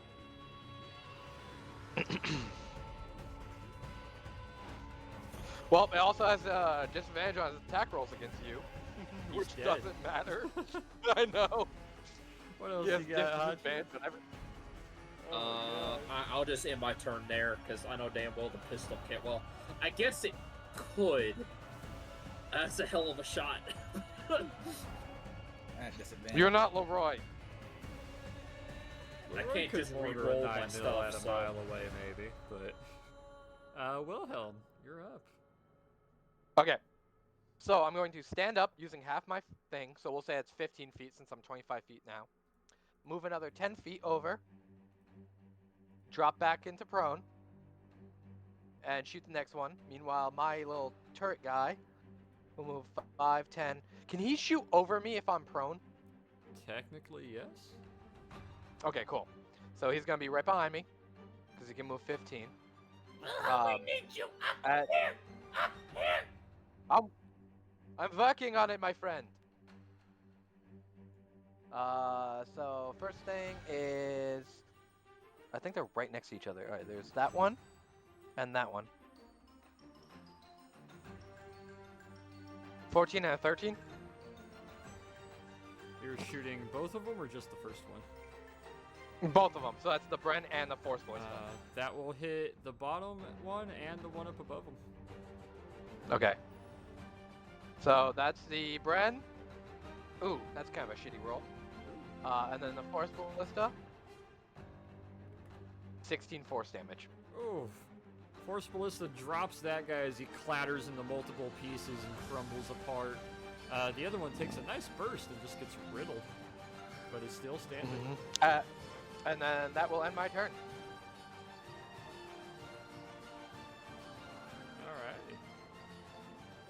Alright. Peter! Hey, Peter. Hey, Peter. Hey, They're still too far away for me to actually do anything. We're gonna want that machine gun and want it full when they aren't too far away. Oh, Yeah. I need to knock off the ammo. Sorry about that. Alright, Bren. Where's the Bren? I have Bren mags. Shit, I don't know Come how on, many is curious, in my if- Bren. It's a 30-round mag, and it was full when you got it. 30 round. Yeah. Okay, thank you. You also have Would it 3 be an other item mags interaction to steal the stuffed hat into- from Hachu? And it's 4 rounds. If you're trying to steal it without him noticing right away, yeah, it would be a sleight of hand to pop it off his head, 1, because 2, he 3, is 4. about 4 feet taller than you. I'm trying to do it without him noticing. I'm just trying to take it. But actually, it wouldn't matter because I don't have the range anyway. I'm gonna hold my action again and trying to keep an eye around us as well, looking places other than just down the beach. Gotcha. Give me perception. Active Just perception. imagine them buddy sharing a combat hat up there on the hill, just trading it back and forth. Oh my god. It's like the 2 guys stuck in a foxhole in World War II. Oops. Oh, it's my turn with the hat. Can we take the 19? Yeah, we could take the 19. Just toggle the advantage. You take a peek out. You're That's looking actually over both the disadvantage. coasts. Oh. Yeah, we'll take the 19 regardless. Both of them would pass what you would need anyway. All the rest of the water and all the rest of the coast looks perfectly relaxed and chill. The only part of water is the part that's raised up higher than it should be, where they are walking out of it onto that low part of the beach, along basically the raised part. I'll draw a quick little blue line here for you to show you the part that is raised.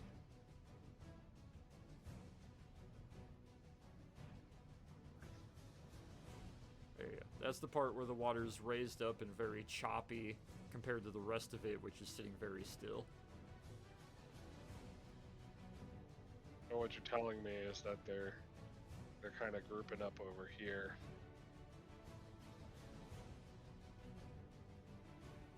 At the moment, the first shore team is grouping up there and moving along that way, yes. Get out of here. They're gonna come around here and kind of spread out.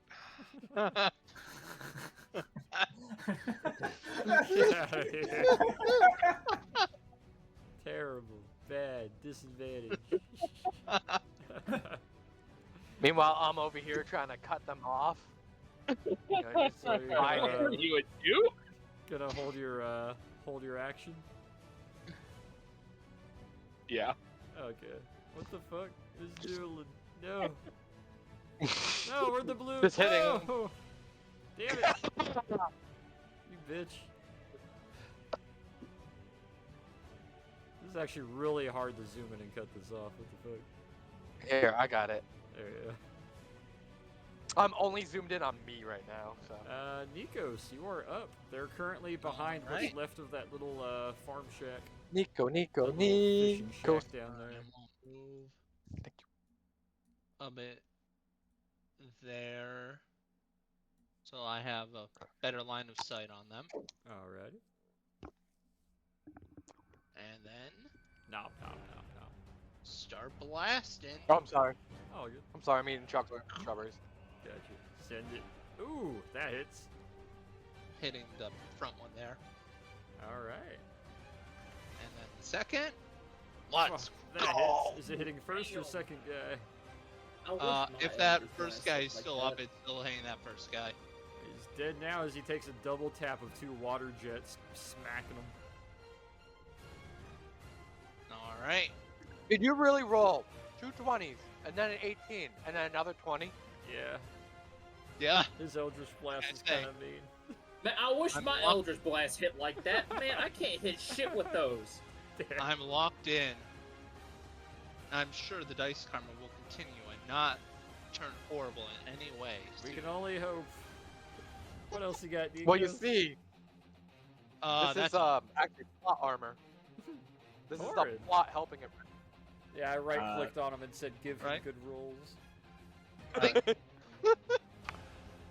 Torin can't see these guys. You cannot at the moment. He's probably just going to stand up and walk about 10, 15 feet forward and not do anything, just sort of head on a swivel, sort of shaky, oh my god, shit's going on, walk and stop, so. Alright. I can see at least one more. Kind of That's walking his- forward. That's my turn. He's holding it. Gotcha. And then holding the action for if those guys, you know. As we're round appear. to them, we got 5, 10, 15, 20, 25, 30 comes running forward. 15, 20, 25, 30 comes running around the other side of the house. They made poor decisions in life. Well, and a death now, so. I believe you were holding your attack action, Peter, on one of them? Yeah, are they? I'm not sure. Are they in range? Where? Both of them are.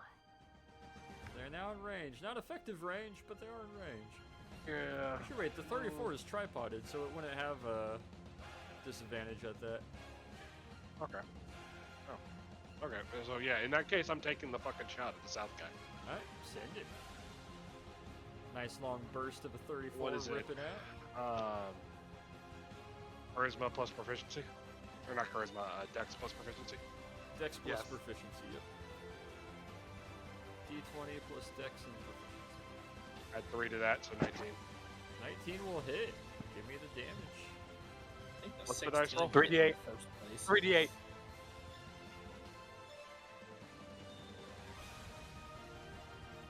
3d8 plus anything, or just 3d8? Just No, 3d8 just flat. 3d8.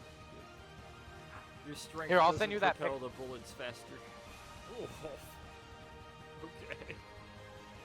Fucking nice burst of the 34 as you shoulder it and aim in and just let a nice one rip right through a couple of them and drops them. Alright, do I get to use a bonus action on the action hold, or no? No. Only your action can Alright. be held. The other one is possibly entering your line of sight, Torn, if you want to try to hip fire at him. Oh yeah, absolutely. And Alright. this will not be at disadvantage because it's within effective range. I am not It is prone, indeed. but just regular shot. Send it. Shoulder your bar really quick, and that hits. Alright. Hey! And that's it. He's just gonna one shot off. You see him? Fire a little burst, it bounces off his shield, one nicks him a little bit as he kind of groans out. As you fire that burst, you guys thinking, the last one, haha. Allow me to enter into the turn order. The water splashes up really high. Oh, dear. Oh dear. So we continue the turn order. Hachu! You are up. And well, I want somebody to double check this because I don't have the rule book. But is Eldritch Blast also 120 feet? I would approve a point. Believe it is. Double check. I think it's Nikos. Yeah. What's yours? Okay. It's 240, so I doubled it for spell sniper, so it's 120, 120, by yep. default. Yep. By default, okay. Yeah, Oh. I'm in range. I think we need to cover. I think we need to cover Wilhelm, like right now. uh-huh. Yeah. Well, I'm gonna hit this lowest one. All right, send it. You did. Oh wait, that's not how I do that. Whoops. Come out some, macho. God damn it. See, what did I fucking say? As you fire, you see these hoplites, now much more professional seeming See? than the other ones, See, raise what their did I shields up, say? and both of them splash against the shield. Oh fuck. Yeah. Roll me a D100, Hachu. D6. Oh, God. It's not a gun Got failure, worse. it's a magic failure. Oh no. Yeah, D100, Hachu. Oh fuck, I don't like the size of that number. Ooh. Lucky sevens all the way across the board. I mean, lucky seven. As you raise and you fire the two blasts outwards, they both sail out and will both hit their target. Unfortunately, they do lock their shields and block both of them, bracing against the impact. The hat does fly off your head, though, behind you, and lands in the dirt about 10 feet behind you. Go use that item interaction. I mean, yeah, I guess I'll just use the rest of the turn to get the item interaction and get that back. Alright, he'll shuffle It's back really- behind you, pick it up, put it back on. Son of a bitch, just dust it off, just put it back on. Wilhelm, I swear if you don't start running, I'm gonna come down there and shoot you myself! Wilhelm, Okay, top of with- the turn order, you're with- up. With that, I'm going to stand up. That'll cost I'm going 15 to feet, move- half your movement. Actually, Yep, it and cost then- all of his movement. Why does it cost all my movement? Carrying the It's- brain. Yeah, it's 15. Oh wait, So it's, yeah, I'm it's 25 cut down feet to away. 25 feet with the Bren. So 15, Yeah, so I- that I would lose- leave you with 10? With 10. Yeah, 10 feet of movement. Yeah. But I'm going to action dash, so I'll go 35 feet Oh, nice. Ah, Up. okay. up to there, which I think I said here, right? Let me double check that. Yes, right there. Thank you. That's my movement, and for my bonus action, my guy, I'm going to move up there. I think that's where it was. Tom totally And- isn't having PTSD flashbacks about finding a party member dead at the front of the line. Oh. Yeah. Oh, And I'm actually going to, given the direction I'm heading. By the way, this house right here, does it have any doors? it does Or have a windows? door that's long broken in. The windows are all blown out. It's a very Cool. old, dilapidated house. So you're saying I can lean the Bren against the window and use it to fire out, and If it will you be supported. Want to put yourself inside there? Yeah, you could. Cool. But my my gun is going to actually shoot at these guys, because they actually aren't in the sight of most of the party. So I'll hit the bottom guy with the not the Bren, the what's it called? Force Ballista. All right, send it. 22 to hit. That hits. That definitely 20 force hits. damage to that bottom guy. Damn. Okay. Yeah, they lock shields, but it still surpasses their little hoplite phalanx as it knocks them to the side. He will go back 5 feet and breaks rough formation with them. And a 20 didn't kill him? Fuck. Okay, whatever. These are the same guys you fought a little bit earlier. I know. The Athenian Marines. That was max damage for my friggin' guy. He must be looking hurt though. These guys hold themselves together a little bit better, but he is definitely hurting. Okay. Well, that is my turn.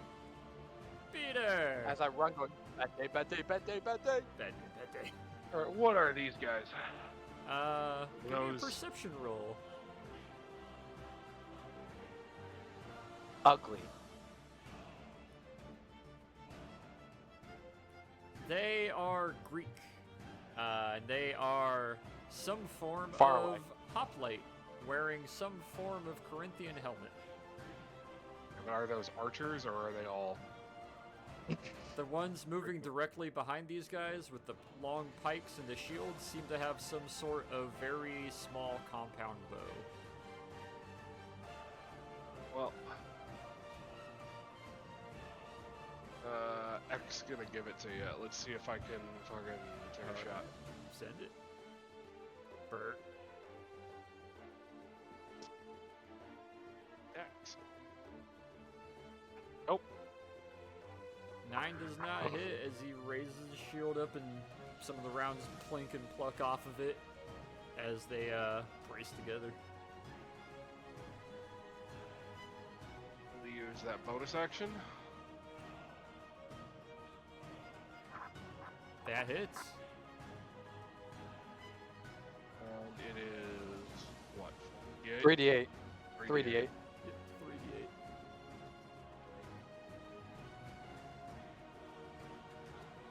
Hey, okay. You send a nice burst into him. Some of the rounds rip through the old shield. Another one catches him in the side as he kind of buckles a little bit in place, but still holds that line as he advances forward with him. Alright, and that is my turn. Alrighty. Nikos! Hello. Roll me perception, please. Of course. You see familiar Athenian Marines boarding the beach taking a hit from that Eldritch Blast. You see these kind of sea folk sort of boarding Marines that you guys have been cutting down so far. You take a quick peek past Torn and Wilhelm and you see marching up the beach what seems like Corinthian League hoplites. As far as land pikes go, pretty accomplished, but not really associated with the ocean, or at least weren't. Interesting. What do? Somebody's ship went down. Yeah. Blasting, that's what. So anyways, I started water blasting with my super Yeah. soaker. That guy there, the closest one to Wilhelm. Closest one to Wilhelm, okay. That hits. Give me damage. Alright. That one hits a little softly as his shield takes the majority of it. And second one on That the hits. same guy. Ooh, not hitting as hard, but it's still doing damage as he's trying to brace in place, putting significant bowling ball sized dents in the shield as it's doing damage to him. Alright. Can I do an offhand spellcast? Only if it is bonus action castable. Okay. Then that's all. Alrighty. Torin, buddy. Torrin is stomping his way across the field, kind of just at Wilhelm. He's gonna stop in the middle of that 35 feet. Oops. Oh, it's stuck. Oops. He's gonna stop in the middle of that 35 feet, aim at that last guy on to the north there. Gotcha. Like wall walking, I assume, and mostly still pissed at Wilhelm. And shoot at that guy. Pause for a moment, shoulder, fire, and continue walking. Alright, send it. And crit fail. Ooh, roll me a d6.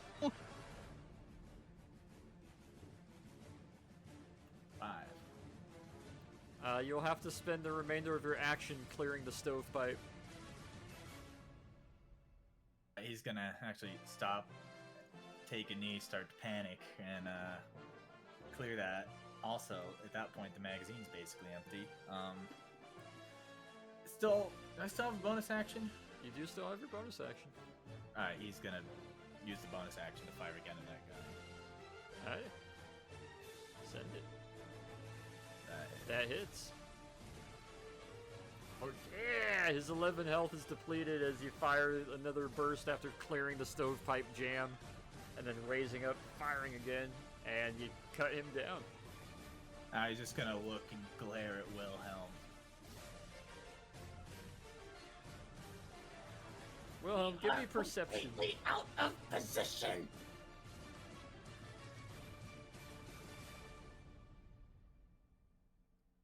Give me perception, Wilhelm.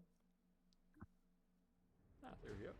Yeah, you clearly hear and can see Torin advancing towards you, looking pretty distraught, pretty angry that you're getting encircled.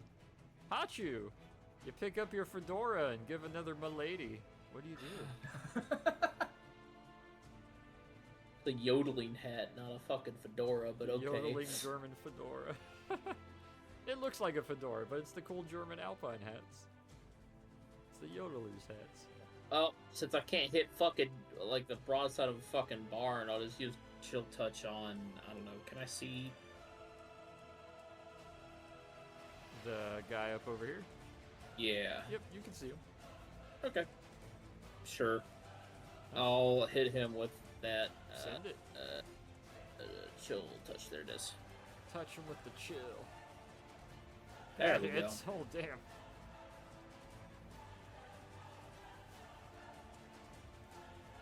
Ooh, baby. You see the hand go over him and kind of swipe him as he buckles a bit in place and is starting to shake. He's barely holding to, but the hoplite next to him locking shields with him and the archer moving up behind him kind of help keep them in rank and file as they're still advancing slowly.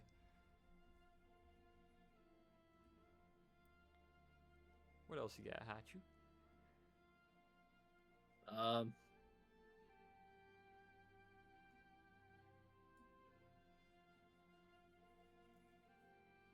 That's it. Nothing else I got's in range, so. Alrighty. As we hit the top of the turn order, give me a brief moment here. And let's see, where did I put it? Before we end today's session, you guys in the middle of fighting are all able to look over. You see a familiar looking Athenian Marine section marching up the beach taking hits. You see what looks like Corinthian hoplites kind of bedamned, making their way begrudgingly up the south beach. And you see the little wooden dock, long, dilapidated, unused, kind of crumble and splinter in place as it's leaped upwards and flips over onto the sand, emerging from underneath it and walking onto the beach. As we add Big Chungus to the turn order. boy. Feel free to soak that in as we will end today's session there with a defensive narrow landing. Until next week and until next time, we'll see how you guys fare and how Wide Beach fares and how the other Knights Orthodox hold the Western Beach. Is it too late to call for air support? You don't We have air necessarily support have a covering the radio other beach. on you. The air support's trying to cover the the North Beach. We'll see how it goes. Catch you next Just week. remember, they can reload their gun. It just takes some effort. Takes a little bit of effort. Swords and shields clanging in rhythm, hearts of steel, yet minds in schism. A wondrous company, we roam through the night, adventurers of antiquity chase